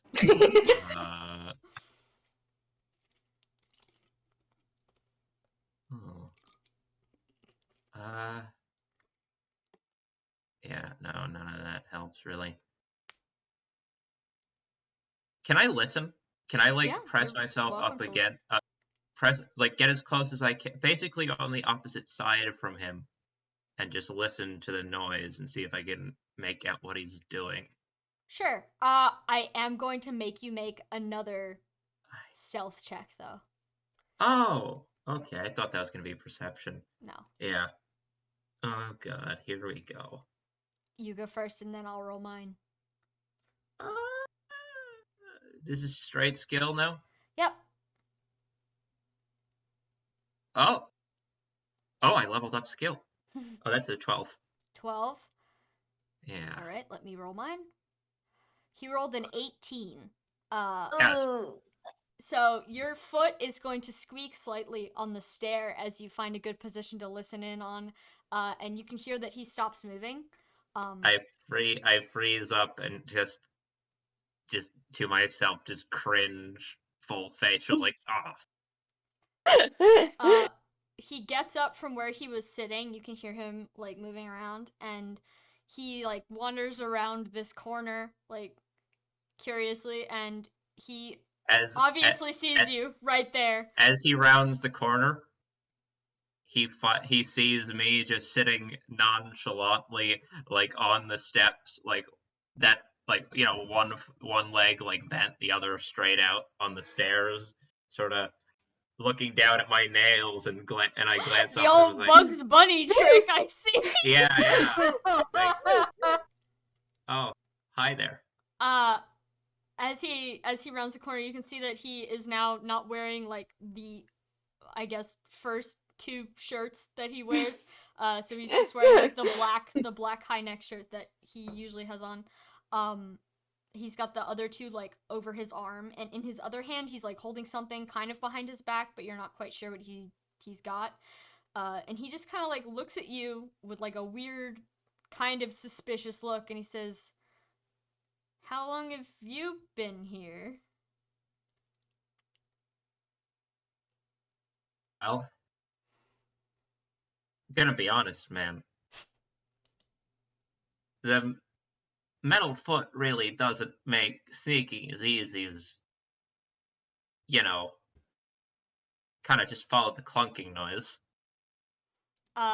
He's gonna look perturbed at that, and then ask, "You were following me? Why?" Well,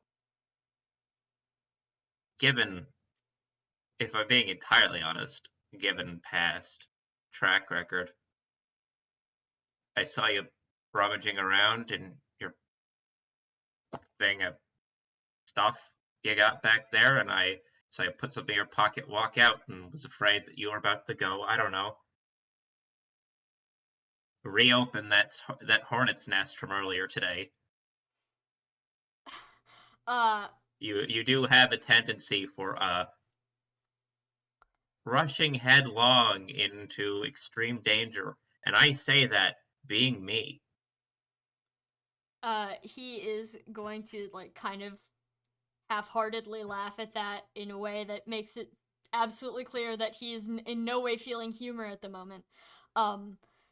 Before just like looking at you and saying, "I wouldn't do something nearly that dangerous. I'm not that stupid. What's done today is done. I'm just finding a place to use the bathroom. That's all." That is exactly the. Sorry, man, you gotta try harder. That's the same lie I gave Octavia when I walked out the door. Sorry.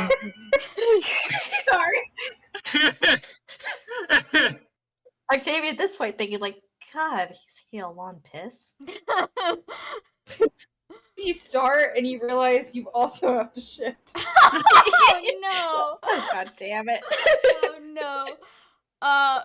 Archibald, what did you just say? I totally forgot at that sentence. I was like, you gotta try harder, man. That's the exact lie I just gave Octavia on the way out. Whatever he's holding behind his back, he very slowly slips it into his back pocket. Look, okay, hang on a minute, man. Come on. I seriously doubt that there is anything you could be doing out here that is somehow more sinister than everything about my past, alright? Like, we are rather blatantly the two worst people in this group right now. Except for maybe Gare. But I don't know what's up with him. He's big old question mark. Maybe still a dragon, kind of 50-50. But like, dude, you're not exactly good at hiding that you're hiding. Like, even when you spill, finally, it's like an open book. You're like an open book. It's obvious that you're fucking layers and layers of hiding shit. I know what that's like. Do you want to just, like, tell me what you're doing? As What's the you deal talk, here? he begins to look more and more affronted by what you're saying, before he shakes his head and he says, I have no idea what you're talking about, and then he begins to put his other shirts back on. Shirts that are conveniently long enough to cover whatever's in his back pocket. You want to make an insight check to see if he, because there's a chance you're gonna roll like a 19 and he's like fully telling the truth. I Yeah. do have an insight stat. It's bad, like but I'll to? give it a go, shall What I? exactly are you rolling for? Like, what information are you looking for? Motive? Motive? I'm pretty sure he's lying, but, like, get a read on what sort of lie it is. Like, is it a panic, I don't know what you mean, or is it a, like, very sinister, don't worry about it sort of thing? Gotcha. Alright, go ahead. Oh god, please don't fuck me here. It will. 10? 10? Yeah. Remind me, sorry. What were you specifically looking for again? My brain just... He said, I don't know what you're talking about. And Archibald fully believes that's bullshit. But what sort of, is it a panicked or innocent sort of, I don't know what you mean? Is it a, like, private, like he's doing some private shit, or is it a, he's doing dark and sinister things and is like, don't worry about it? He doesn't have the What's look the on his evil, face. what's the evil level I'm getting off of this whole thing? As someone, keep in mind, this is Archibald. Yeah. He knows. You're an old man by now. You've seen a lot of evil people. You've seen the expressions they have on their faces Grew up with when them. they do terrible things. As you look at Godfrey, you can see that he doesn't really have an expression like that on his face. It's more like you've caught him doing something that is either, like, embarrassing or shameful. But he's still clearly, like, he's very much not happy, but whatever he's doing, it doesn't seem like he's gonna, like, go out at night and sabotage everyone. Like, no, that doesn't seem to be the vibe here. Whatever he's doing is clearly, like, personal.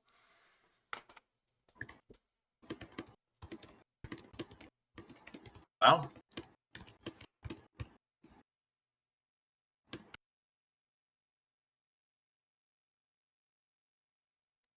I've seen a lot of I've seen a lot of evil. Had a lot of experience that look in someone's eye right before they're about to betray you or do ritual sacrifices or something, and that is not what I'm getting off of you here. Well, that's good, because, I Yeah. don't really have any intentions of doing that.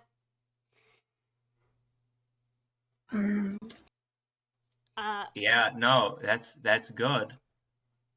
He's gonna, like... I don't know. You snuck out of a temple in the dead of night in a monster-infested way. Like, what if you just walked out here? And if I were a giant predatory lizard, which, I just, like, what if it was just lurking right above the doorway as you walked out and just gone, never saw you again? Like, what the hell's the point? He's gonna say, well, they're actually rather, docile at night, so you don't have to worry about that. Before you can, ask him any more questions, he, like, sort of holds his arm out and he, motions past you towards where the entrance of the shrine is, and he says, why don't we walk back together? Why don't we go to bed now? Archibald walks back through the door with Godfrey after saying he was going to use the bathroom. We'll get there when we get there. there. Boys' Yeah. night! Boys' Fellas? night. Is it? Fellas. I'm gonna go pee with my bro. Yeah. Ugh, Let's losing my mind. let's walk back. Do you actually have to take a piss out here or something? He's gonna give you like No, that's a not withering look. No, I'm not. I'm not trying to catch you in a lie here. It's like, do you actually want to go to the bathroom before we go back in? Because like, He's not going to answer you and just kind of like march past you down the stairs and start walking back. hi. Oh. Just sort of. Godfrey's like, don't catch me in a lie. And Archibald's like, no, I already think you're lying, but I do, if you do need to use the bathroom, go ahead. Like, yeah. I'm gonna like jog down the steps to sort of catch up to him. He's walking shoeless in metal. He's still thumping along, huh? What? He's still metal leg, still no shoes. He came out here without shoes. Yeah, he doesn't have shoes on. Got one sock, one Yeah. metal. What? foot. Okay. Oh, right, because the metal foot doesn't need a sock. Right. So I'm gonna keep a few eyes out for anyone or anything that could hear the little, and just keep an eye out. But also, just kind of that awkward thing you do where you put both hands behind your head and just sort of The anime walk?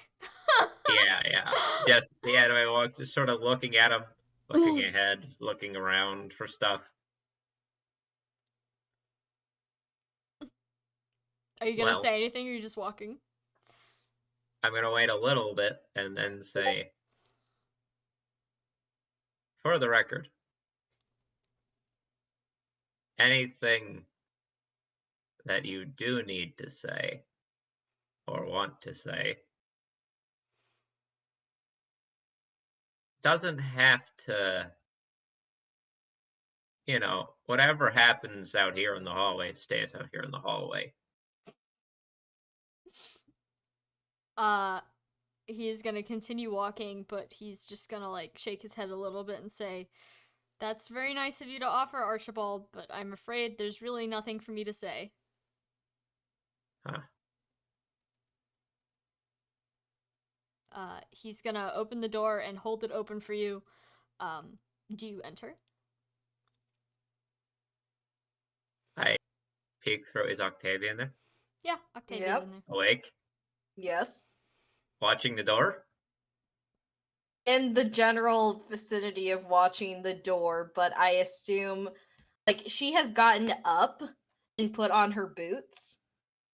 And she's like standing, so it's clear that you see a figure standing in the shrine area, but she's not like immediately towards the door because she's thinking, well, if Archibald went to go take a piss, I'm assuming he didn't go that far. I'm going to sort of peek through, see that, and then lean back and say, "Oh no, after you." Again, Godfrey's gonna give you another withering look, before pushing past you and just kind of like walking into the pit, stepping And down with the without saying anything. walking in front of Octavia with the Yep, because Octavia and Godfrey were sleeping closest to each other.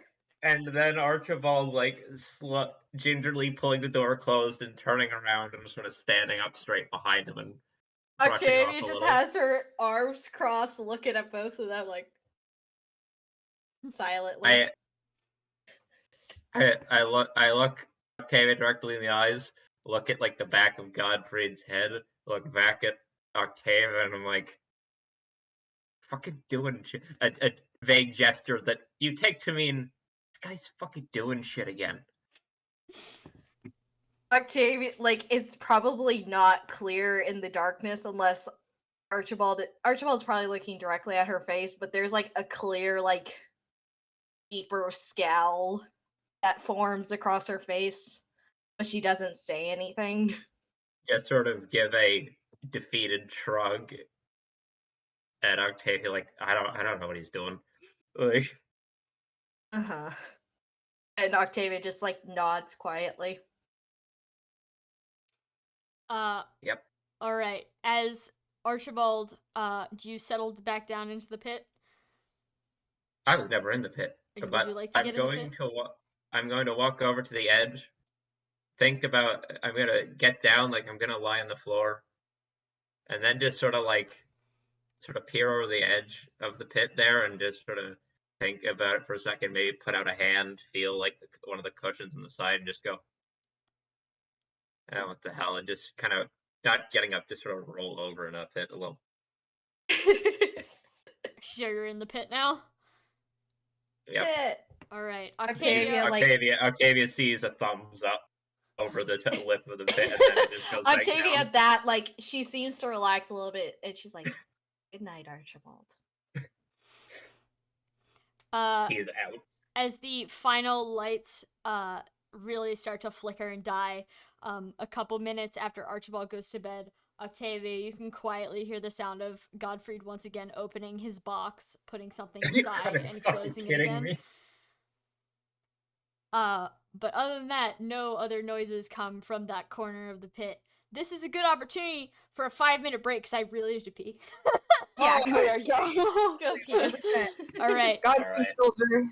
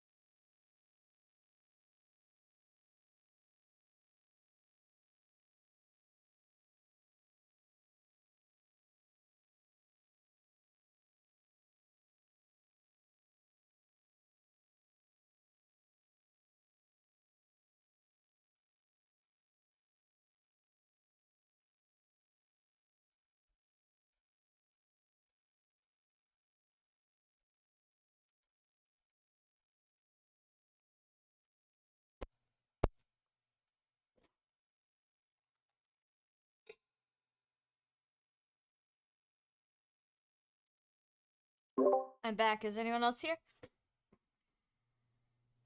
I just listened to a complete Stacy's dad version of Stacy's mom. Oh, excellent. Yeah, it was great. Excellent. Fun. Also, did you see the DM I sent you? Yes, I did. I saw that earlier today. I was like, oh my god, this is the first time I've ever been tempted to do an iceberg video, like a YouTuber. Drakengard iceberg. Just Oh, explaining no. the whole thing. I could do it too. I know you could. That's why I sent it to you. Oh. Stacy's dad has got me down bad. Hold on, I What have to did I find do? I have to find a meme. Hold on. What did I come back to? During the break, I listened to a 1-minute cover of Stacy's mom, but as Stacy's dad, and I started singing it. Hold Oh. on.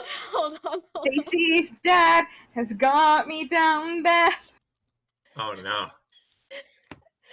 He's all I want, and I think he's a real Chad. Stacy, can't you see it's Mr. Stacy's mom from me? I know it might be bad, but I'm in love with Stacy's dad. Oh, My yeah. boy Scott. Please take a meme of that, Sam, in your free time if you so choose. Oh god, and the wall can be like a pillar and everything. Oh. If I have time, I also want to do the one with the Malthea and Val in the Walmart. Oh my god, yeah! I have okay. I've been pre-planning this campaign, obviously, and there's some memes where I'm like, regardless of you guys' choices, there's certain things that'll happen. So I've had a bunch of memes in my head of I'll just leave it at that. I have a bunch of memes in my head, and I can't wait to show them to you. Oh, fun! This is gonna be so much fun. All right, is Trikey back? Yes. Welcome. All right. So you guys all go to the snooze zone. Octavia, do you eventually crawl into the pit, or are you staying guard all night? Lethair had mentioned before that it is relatively safe in here. I would say like she tries to stay up for like probably another 2 hours to check things, but she's also kind of conked out still, so she kind of after a bit when it's so dark and she hasn't heard anything, she like quietly like goes back to her part in the pit, takes off her boots and like settles back in using kind of her cape as a blanket. Gotcha. All right, then time for the time-honored tradition. Can I get a luck save from everyone? Baby, yeah, baby. Well, here we go. Oh my god. D20 plus mod, right? What? D20 plus mod. Yep. All right, don't read them off. Don't read them off until Jesus everyone Christ. rolls. Anyone get higher than a 15? Yeah, that's me. All right, Val. Oh, wait, no, that's a little. I got a 13. I forgot my luck mod is -3. Okay, how about this? Anyone get lower than a 5? Who is that? Octavia? Octavia got a 1. All right, and who is the next lowest roll? Oh no. We got a double feature today. Who is? I got 8, so. I had like a 15. I definitely not. All right, Edwin, welcome back to the nightmare dimension. Oh. You guys been a little while. now. This is Edward's like 3rd nightmare, isn't it? Yeah. Octavia's gonna be like, what the fuck is going on? And Edward's like, oh, hey, you're here too. Octavia. Uh-huh. You wake up in an unfamiliar bed. As soon as you open your eyes, you can tell that this is neither the pit you fell asleep in or your room at home or an inn, anywhere else. This is clearly somewhere where someone lives. As you sort of sit up a little bit and look around, you can see that the walls are covered in like pieces of paper with children's drawings on them. Very much like you would assume that this is the room that belongs to a little girl. That you are taking a nap in this bed. But the thing that wakes you up is there's a ruckus happening somewhere beyond the room.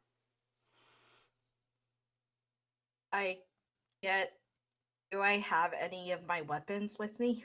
As you look down at your body, you see that you are not wearing your armor. You're still you for sure, because you recognize your boots, your shirt, your everything. You see your hair in the corner of your eye, so you're still definitely Octavia. But you don't have your weapons or your armor. She slowly gets out of the bed, making sure not to make any noise. The ruckus does not stop as you get closer and closer to the door. You can make out the sounds of voices. At least one of them is very panicked. But there's other people talking too. Is the door closed? The door is closed. It's a thick wooden door. If I press my ear to it, can I hear any of the talking? Would you like to make a perception check for that? You can hear talking, but would you like to perceive what they are saying? Sure. Let me just check my perception. It's probably not good. It's not.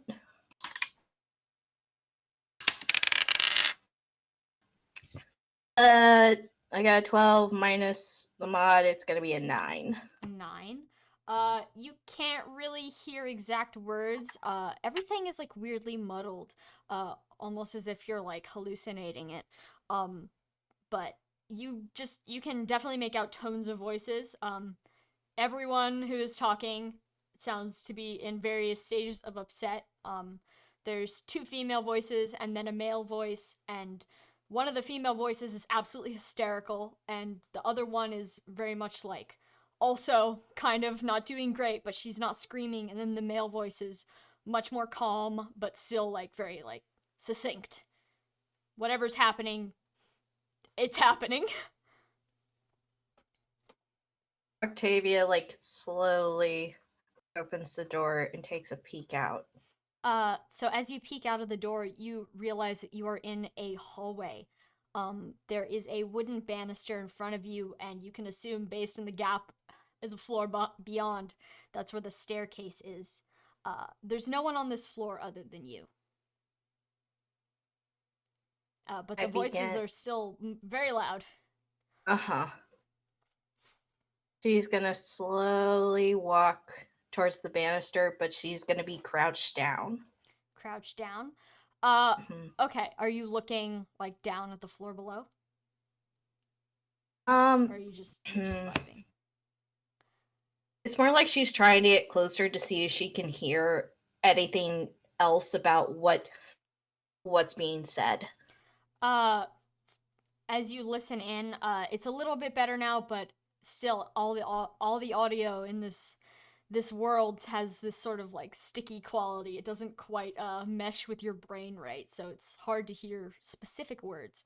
But as you get a little bit closer to the banister, you hear one of the women, the less hysterical woman, requesting various medical supplies that you've heard of, but some you haven't. Like, obviously you recognize when someone says bandages, but you don't recognize the names of like salves and stuff. Mm-hmm. And then you hear a loud clatter, as if a lot of something has just been pushed to the floor, roughly. She takes the moment to like look down from the banister now after that loud noise. So you see the stairs, obviously, and the stairs are empty. The stairs are dark. There's no one here but you. But as you look a little bit past the stairs, you can make out sort of another hallway on the bottom floor. At first, you don't really see anything. There's like lights in a far off room that are casting kind of a glow into the hallway. But after peering downwards for a little bit, you can Discord, hello. Sorry. You can see that there is a rug, not a carpet, a rug, in this downstairs hallway, and as you look at it, it's definitely stained with something. Something dark. Oh. Octavia has been a mercenary for a few years now. She has a good idea probably what that is. She starts to slowly creep down the stairs. As you creep down the stairs, the wherever this building is, this house, it's clearly like on the older side. The floor creaks as you walk quite loudly. No matter how lightly you step, there always seems to be just like a loose floorboard. And as you creep down the stairs, you get to a feel of more of the bottom floor.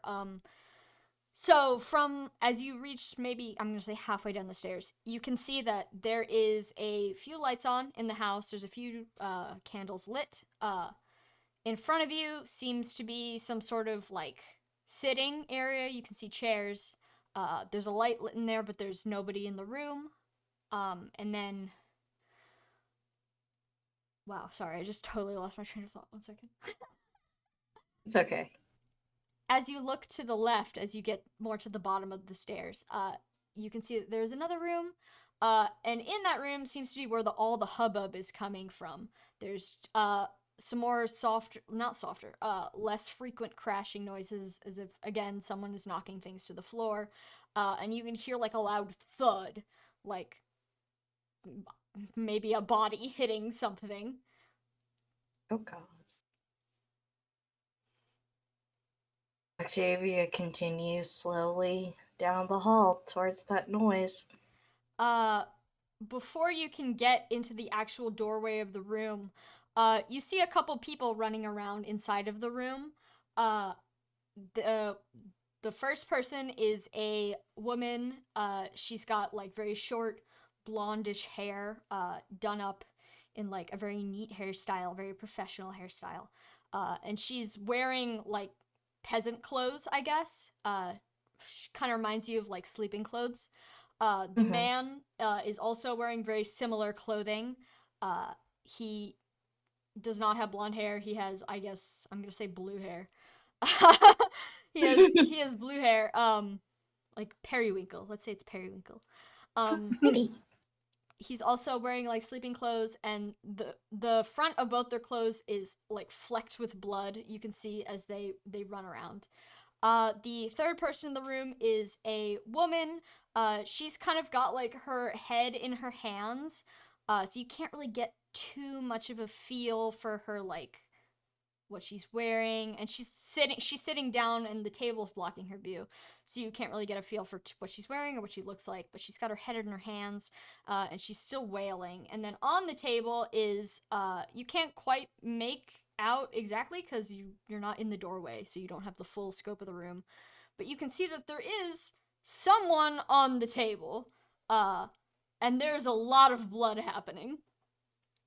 Where exactly is the blood on the body?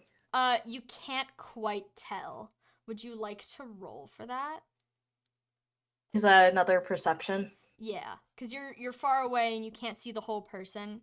You can't even tell any like features of them. Okay. That's a 4. Yeah, you just kind of see a smear of red.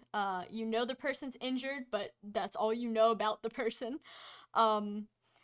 As you are like squinting, trying to make out more details, the blonde woman in the official looking haircut moves to block your view of the door. She stares at you in absolute horror, and it takes her a couple seconds to find her voice, but when she does, she points upwards back towards the stairs and she says, "Octavia, get back to your room."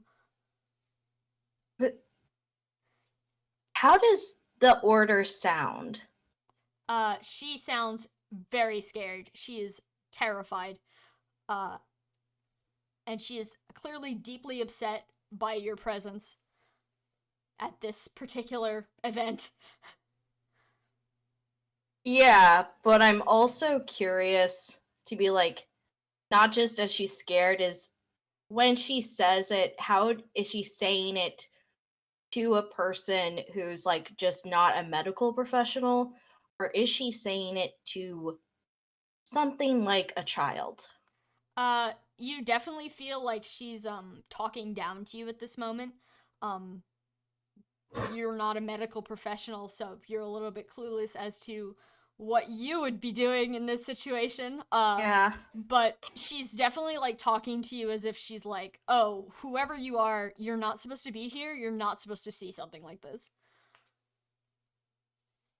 Can I speak? You can try. I could. I I could apply pressure. She looks at you as if you've just like spoken the devil's tongue, just like completely like affronted, and just like not affronted. She's like startled. She's startled by your voice. In the background, the man is giving orders to this woman who's sitting at the table with her head in her hands, and they're scrambling with bandages and such. The woman in the doorway looks behind her, and again, panic floods her expression. And as she turns back to you, she's got like a deathly serious expression on her face, and she just says, "No, Octavia, you're going to go to bed now." That's a child to a child. Yeah, that's to a child. Octavia, like, takes a moment because this is the first time in a long time someone has ever spoken to her like that, and she every once in a while, but she's like,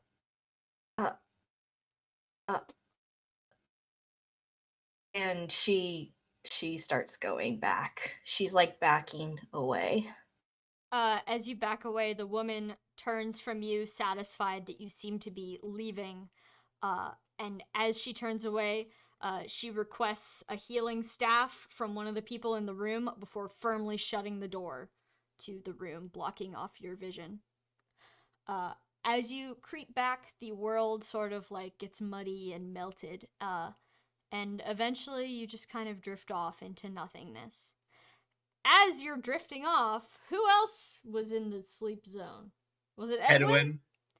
Edwin, while this is happening in Octavia's little corner of the world, you awaken standing up. facing a wooden door. Oh. Well, I have to open it.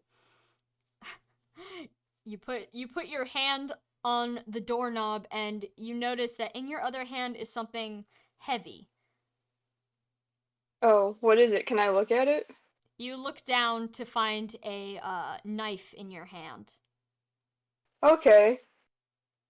Just a knife, it's not like bloody or anything? It is a clean knife. Okay. Like is it like a dagger or is it like a kitchen knife? Would you like to roll to see what kind of weapon it is? Like more specifics? Yes. That'll be Yes. weaponry. Okay, well it's a good thing I rolled good because I don't think I have any of that. Oh yeah, that's a -5 modifier. Ooh. 13. A 13. It's definitely not a kitchen knife. This is something that someone would use for battle. It's not a hunting knife, so it doesn't have like a serrated edge. It's very much like a pointed knife. It's larger than the average knife that you've seen other people use in battle. It seems to be like it's finely decorated in the same way that like Party City knives are finely decorated. Like there's been a intricacy printed into the handle, but not because it was like finely crafted by a blacksmith, but because someone tried to make it look nicer than it actually is. Okay, yeah. So yes, It's not a special knife, it's just a knife that someone wanted to make be expensive. Yeah, someone didn't want that plastic cutlery in their house. Yes, you've got this knife in one hand and you've got your hand on the doorknob of this wooden door. Okay. I'm still gonna open the door. You open the door? Alright, you open the door, it creaks open, quietly, and then suddenly you feel nothing but pain. Whatever was behind that door, it grabbed you, and now you melt away into blackness. Both of you, Okay. Edwin and Octavia, are going to wake up with a start. Just in time to hear a young woman scream loudly. Is it Lothair? This is going to wake up the rest of the party. Yes, it does sound a great deal like Lothair. And as you look around, you can see why. There is someone else in the chamber with you now. Lothair is no longer in the pit, and this person, whoever they might be, is holding a knife to her neck. Val draws the sword. Draws Dullahan. Octavia also draws Larce's edge. The person, whoever they are, is wearing long, dark robes. And they sort of stumble back, and Lothair is forced to go with him. Or them, I guess. And I will say he. He says, as he holds out his other hand, which has a staff in it, he says, "Not a step closer. I'm not afraid to use this." What the hell are you doing? The man is going to point the staff at you now as if this is some terrible threat. Sorry, I need water. It's okay. You heard the whole bottle of that one. Sorry. He's going to press the knife a little bit further into Lothair's neck. You can now see that there is a thin red line right above where the collar of her dress is. And she's like shaking, and she's got like pale face, pale skin. Her hands are like kind of raised as if she wants to like tug the knife away, but she's far too afraid to actually do it. Is he wearing any like symbols or like anything recognizable about him?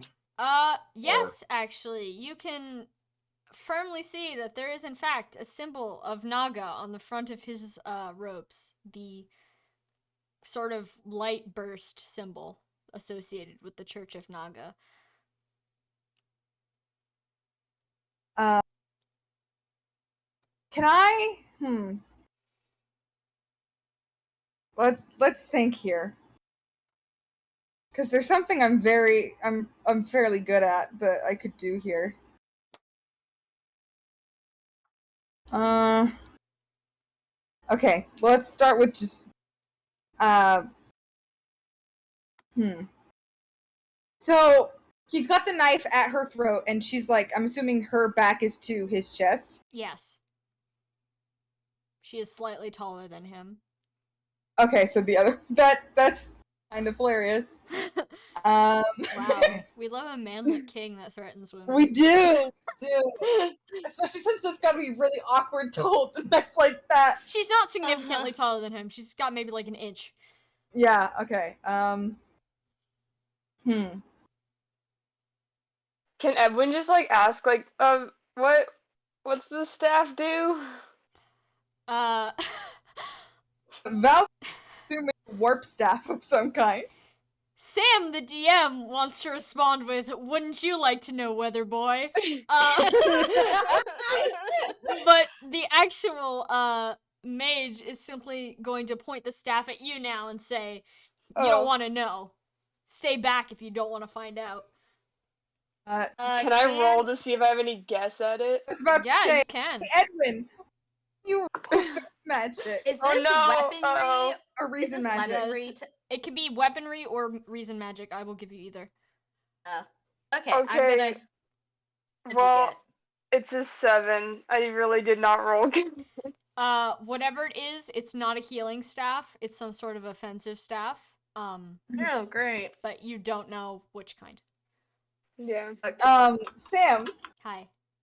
Can I roll tactics to see the best way out of this situation where Lothair is returned unharmed? You may. That's a nat 20. Nat 20. Yes. As it'd be a 21 because I have +1 in tactics. You observe the knife slowly cutting through Lothair's neck. It's starting to trim away a few of the hairs that fall over her shoulder. It's clearly very sharp. He means business. Excuse me. And then you look at the mage, who's sort of, you can't really tell too much about his body type because he's wearing these thick robes. But the staff is definitely a big threat to all of you because you don't know what it is yet.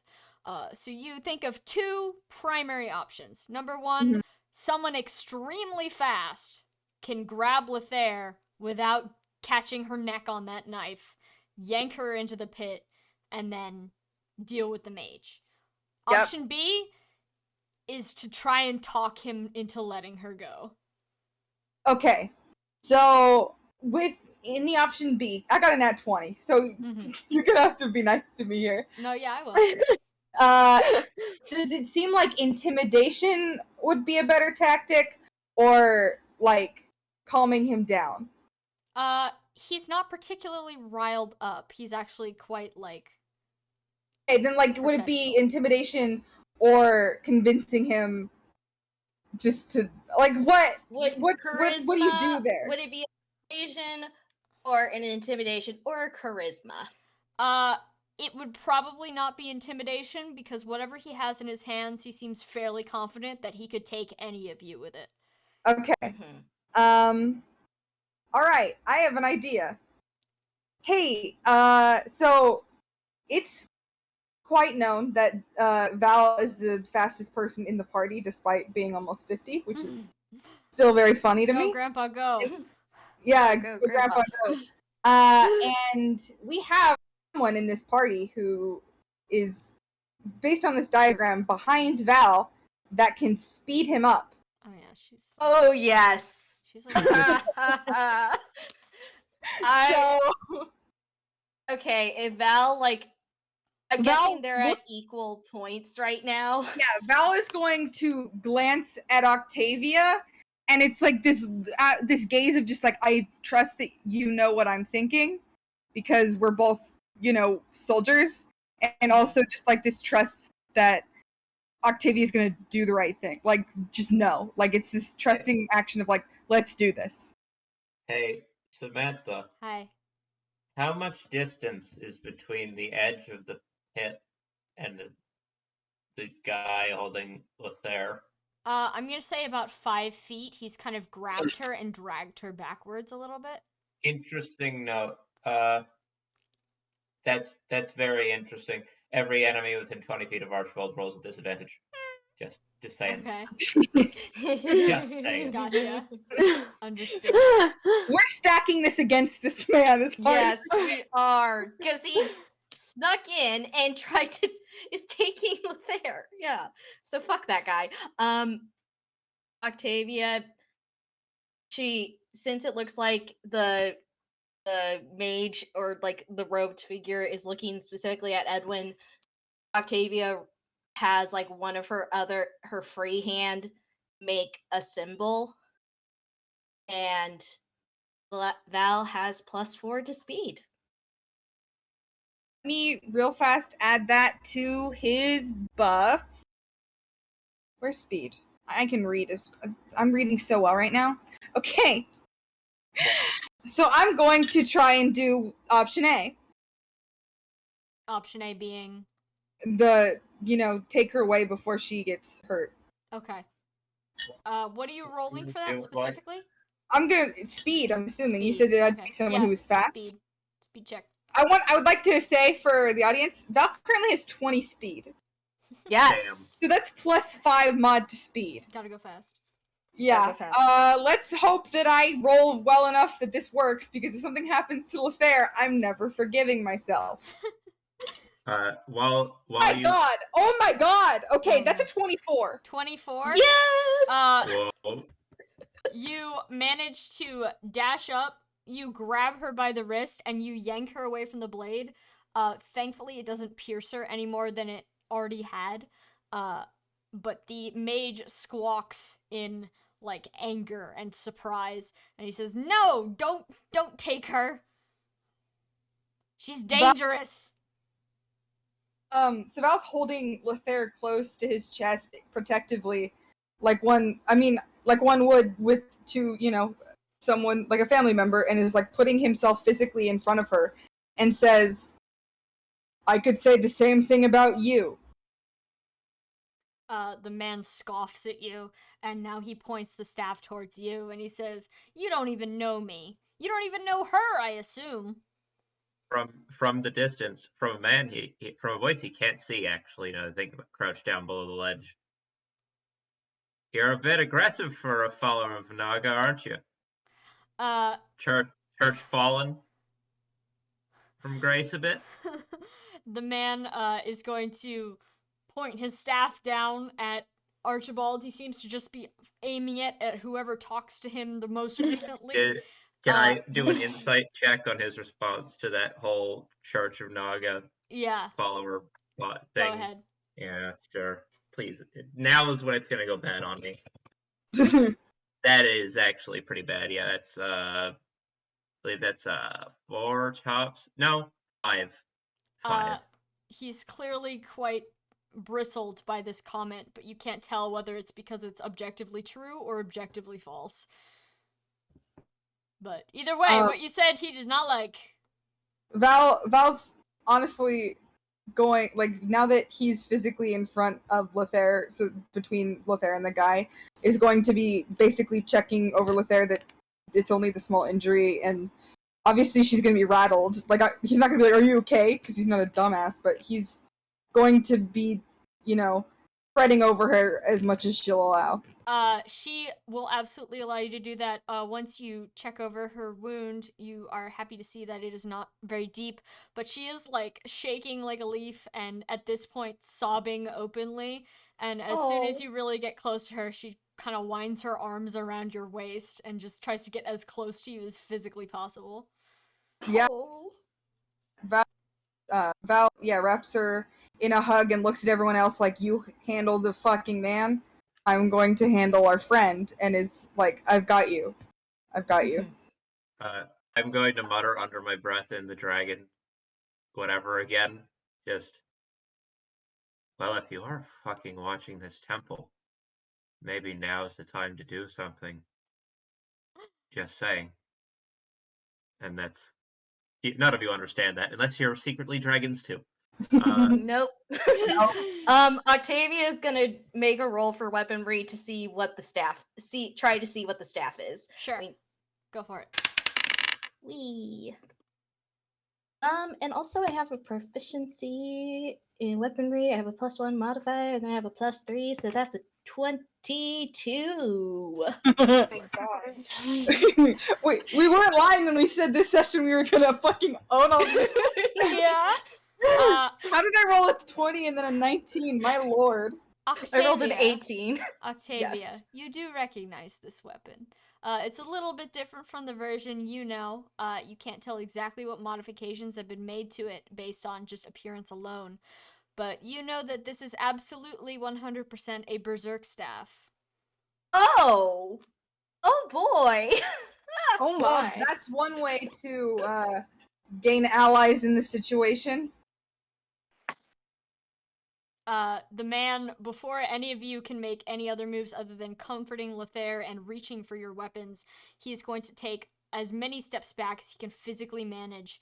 And while he's out of reach of all of you, he's gonna like grit his teeth and he's gonna say, "Damn it, we were so close." And then he's going to pull another staff out from his belt. So now he's holding a staff in each hand. Dual wielding. And then Yeah, I was just thinking that. Val, it can't see him right now, but he's gonna say, "Get fucked." the man, in response to this, says, "No, you get fucked." And then he is going to raise the berserk staff. Fuck! All right, so I'm gonna need everyone on the field to make a wisdom check, a wisdom save. Oh. I have a question. I Val have a is great question. at this. Yes, I have a quick question. As soon as Cheppy. I don't suppose this is weird since it's not quite combat, but do I get fantastical step applied here because I've just been waiting in one place? Does that work? No, Will we you have allow not that? officially entered combat. And just so you know, Okay. combat will begin at the beginning of next session, but I just want to mark down who's in the fun zone. okay, but Lord. as soon as I will say, can Octavia yell, "It's a berserk staff" as it's raised? Yes, she can. It's a fucking berserk staff. Gare doesn't seem to recognize what that is. Amalthea makes like a weird face, like, that sounds pretty threatening. And then Godfrey's got like sort of a dark expression on his face, like he knows what that is. Oh no. Oh fuck. You wanted rolls from everyone, right? Yeah, give me 1 second. I'm going to go through you one by one. Archibald, what was your roll? We're back to Archibald land, everyone. That's a 2. No. All Oh, right, fuck. Octavia. Lucky. Octavia, what was your roll? Is it straight wisdom, or do I have to add my modifier? Wisdom plus modifier. It's a 15. 15. Edwin. Not natural one. Oh no! Honey. So, Sam, earlier on Twitter when you were talking about everyone having the same dump stat, Yeah, I noticed you all had pretty low wisdom growth. after making this, It's at the very end. Valente. Valente rolled a 12. A 12. Okay. And hold on, I have to do a bunch of NPC stuff. hey, weird question. Hi. While you're doing that, could I, for that little shout out to Brog here, whoever, can I roll a persuasion check for God? I'm gonna say just on the offhand. I'm gonna okay, you can make whatever you like, but I can't guarantee anyone will answer. That's fine with me. I just kind of want to go for it, see if it works. Mm-hmm. It'd be funny. I don't know where that went. No. Nope. No, it's not great. It's okay. It's just like a 6 or some shit. Yep, just a 6. Yeah, if you're praying to God, God doesn't answer. Shockingly, an Earth Dragon telling Bragi to get his shit together does not really elicit a response. Okay, as the mage raises his berserk staff, the air in this small room becomes like thick and soupy and hard to breathe in. Archibald, you immediately feel like you smell things that you haven't smelled in thousands of years. all around you, it's just the sounds of like children crying. You don't exactly know where you are. It's all very confusing. You can't tell your allies from your foes. Very. Oh, shit. Archibald has been berserked. Edwin, Shit. it's a lot like when you have an accident at magic school. You feel like you feel like you've hit your head terribly hard, and Yeah. all around you you can just see dark shadows. You don't know who's who. You don't know who's friend or foe. You have been berserked. For those of you that are still with us, Amalthea, who has at this point clambered out of the pit, is going to have a white-knuckled grip on her, does she still have her lance? Yes, she does, right? She's got a white-knuckled so. grip on her lance, but since it's a two-part item, she takes it apart sometimes to clean. She's got a stick in one hand and a knife in the other, and her teeth are grit and her eyes are wide. She doesn't quite know what's going on. Amalthea has been berserked. And last but not least, Godfried reaches into his back pocket and pulls out a knife. He's got a very serious look on his face as his eyes flicker between all of you, not quite sure who to trust. Godfried has been berserked. So the teams Can I here have a are question? yes. Oh, no. Does that knife just like? Well, I guess Edwin wouldn't know anyway because Oh, he's you want to berserk, vibe but check the knife? I wanted to know if the knife was the knife that Edwin saw in his dream. Yeah, you can quickly vibe check that knife. Yeah. But it's a hunting knife. Should I roll for And it? for Archibald's clarification, this is the other pocket. So Yeah. this is not where he put the thing Oh. the we first time. saw Godfried put something back in his box. We assumed that was what this The was not. thing is, What an unfortunate time to find out that most of your NPCs sleep with knives under their pillows. God damn it. It's, That this makes is sense, finding though. out. This is an assumption confirmed. Yep. Like, You know, in retrospect, I'm really glad we just gave Val the sword. oh, character-wise, this is so sexy because Val just got a sword that he sees as literally permission from the Tower of Bragi to take damage instead of his loved ones, and then he just got the chance to save someone he trusted from an enemy. Like, this is Imagine everything he's ever expected out of himself. Imagine if one of the berserk units got the sort of unkillableness. That'd be shit. That'd be It's not fun. unkillableness. No, Val yeah, can you could still die. You just won't get effect. Yeah, I know. All right, Cheppy, you were rolling for the knife? Or no, Edwin. No. Edwin. Me, Trikey. Trikey. Excuse me. What would I roll? Weaponry. What would I be? Weaponry. Okay. Damn it, weaponry. Well, it was a 12, but now it's a 7. Well, because you're literally standing right next to him, side note, watch out. You can tell you can tell that this is absolutely not the same knife. This is his hunting knife, that he used for his harvesting shenanigans. It is not decorative. It is a serrated blade, not a. It does 1d4 damage. It does 1d4 damage. Edwin, like, wow, that looks like a dangerous knife standing 2 feet away from him. All right. And might I ask what our wisdom check had to clear? you had to clear the enemy's wisdom, which was 10. Awesome. So halvesies. just before we leave, I'll say that Val looks agonized. Val has, obviously Val's not berserked, but he's still, first of all, he knows what a berserk staff does, and he knows that he's going to be fighting his allies, which is already, his worst nightmare. And, this is the worst. He hates everything that's happening right now, and he looks like it, but all he does is he holds Lethair closer and holds out his sword, because currently his priority is letting her have her breakdown in as much peace as she can. Yeah, she's really going for it too. She's Yep. she's making your shirt damp. It's leather. That's hard. She's really. Is the mage still here? Yeah, the mage is still here. He's in the corner. He's got like this sickening glee on his face. Like you can practically hear him rubbing his hands together, like, haha, yes, my plan. I will get the woman. Oh, Octavia makes eyes with him, and he just sees her tilt her head and mouth. His smile falters a second as he sees this very scary woman staring at him with a weapon.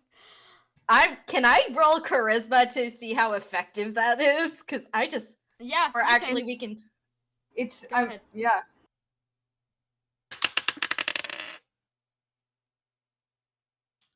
Oh, okay. Charisma is a boon. That's a 6. A 6. His smile definitely falters a little bit, but he's still got both his staffs out, and you can see that there is a tome on his belt. He is packing, and he is not afraid to take all of you down with him. All right, and that is a perfect place to end today's session. Before we go, just a couple notes. So Berserk Staff Fun Time. I believe Dwyer was in the last campaign when I did Berserk Staff Fun Time. Yep. That was the Azura map. So, for those of you that are not aware of how Berserk Staff Fun Time works, I will be taking control of the characters that are berserked, and basically how it works is I will always target the weakest unit they can reach. And since this is a very small room, everyone can reach everyone. So, basically, if you are berserked, you can try to make I believe, a wisdom save to try and snap out of it. You have to exceed a 10, because the mage had a 10 wisdom. So every turn, at the enemy phase, you can try to shake yourself out of it, and then you'll be fine. As far as defeating enemies that are berserked, because these are your allies, yes, you can choose to just kill them or dismember them. You can just be like, no, Amalthea, die. No. But because they are your allies, if they hit 0 HP, you can specify that you are either disarming them, you are just like injuring them, but not like enough to cause any permanent damage. You can do stuff like that. Just make them out of commission, essentially. I'm going to say to everyone that's not berserked, if you try and harm any of the NPCs permanently, Val will kill you. Not literally, but will be very pissed. That's not the plan, but good to know. Though, honestly, Dwyer, I think me and you are the only PCs that have not been berserked. It's Val, Tavia, Garen, Lethair on one side.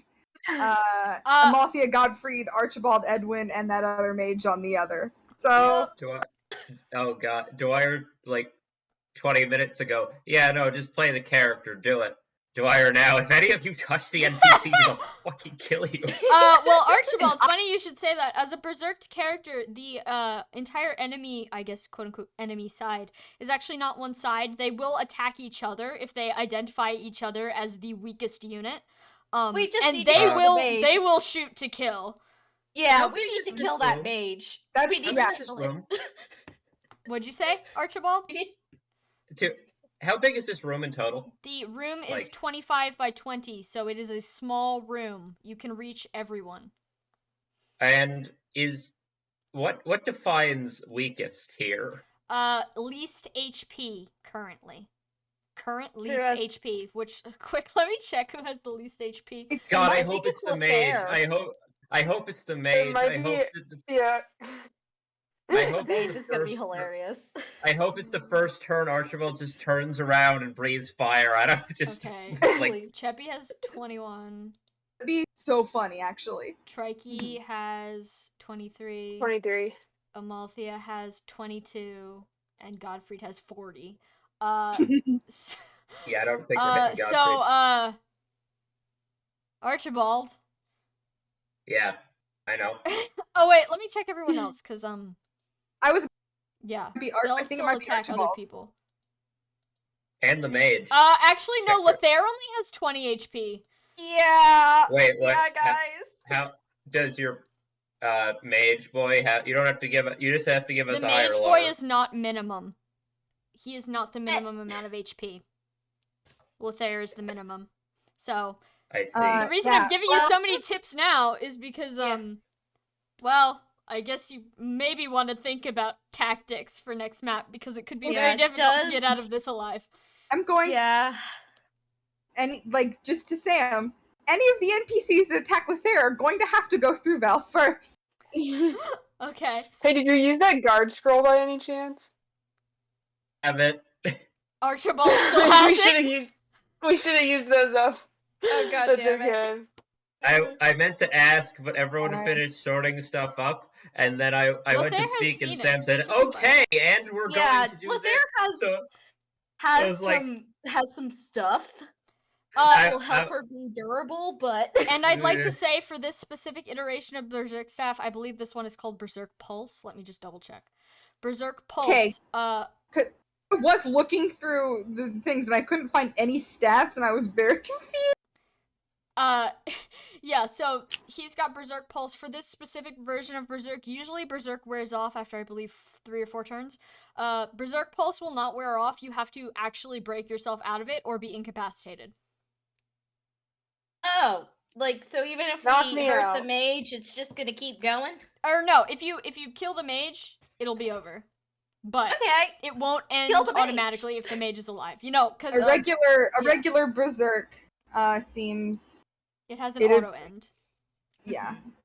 This the Berserk Pulse here. Wisdom saving throw, or you have to be incapacitated. Alright. Does anyone have any questions, comments, or concerns? No. You said we weren't gonna be doing battle. Technically, this is battle, yes, but I don't expect it to last long. We're gonna be doing battle for the next 2 to 3 sessions. She lied.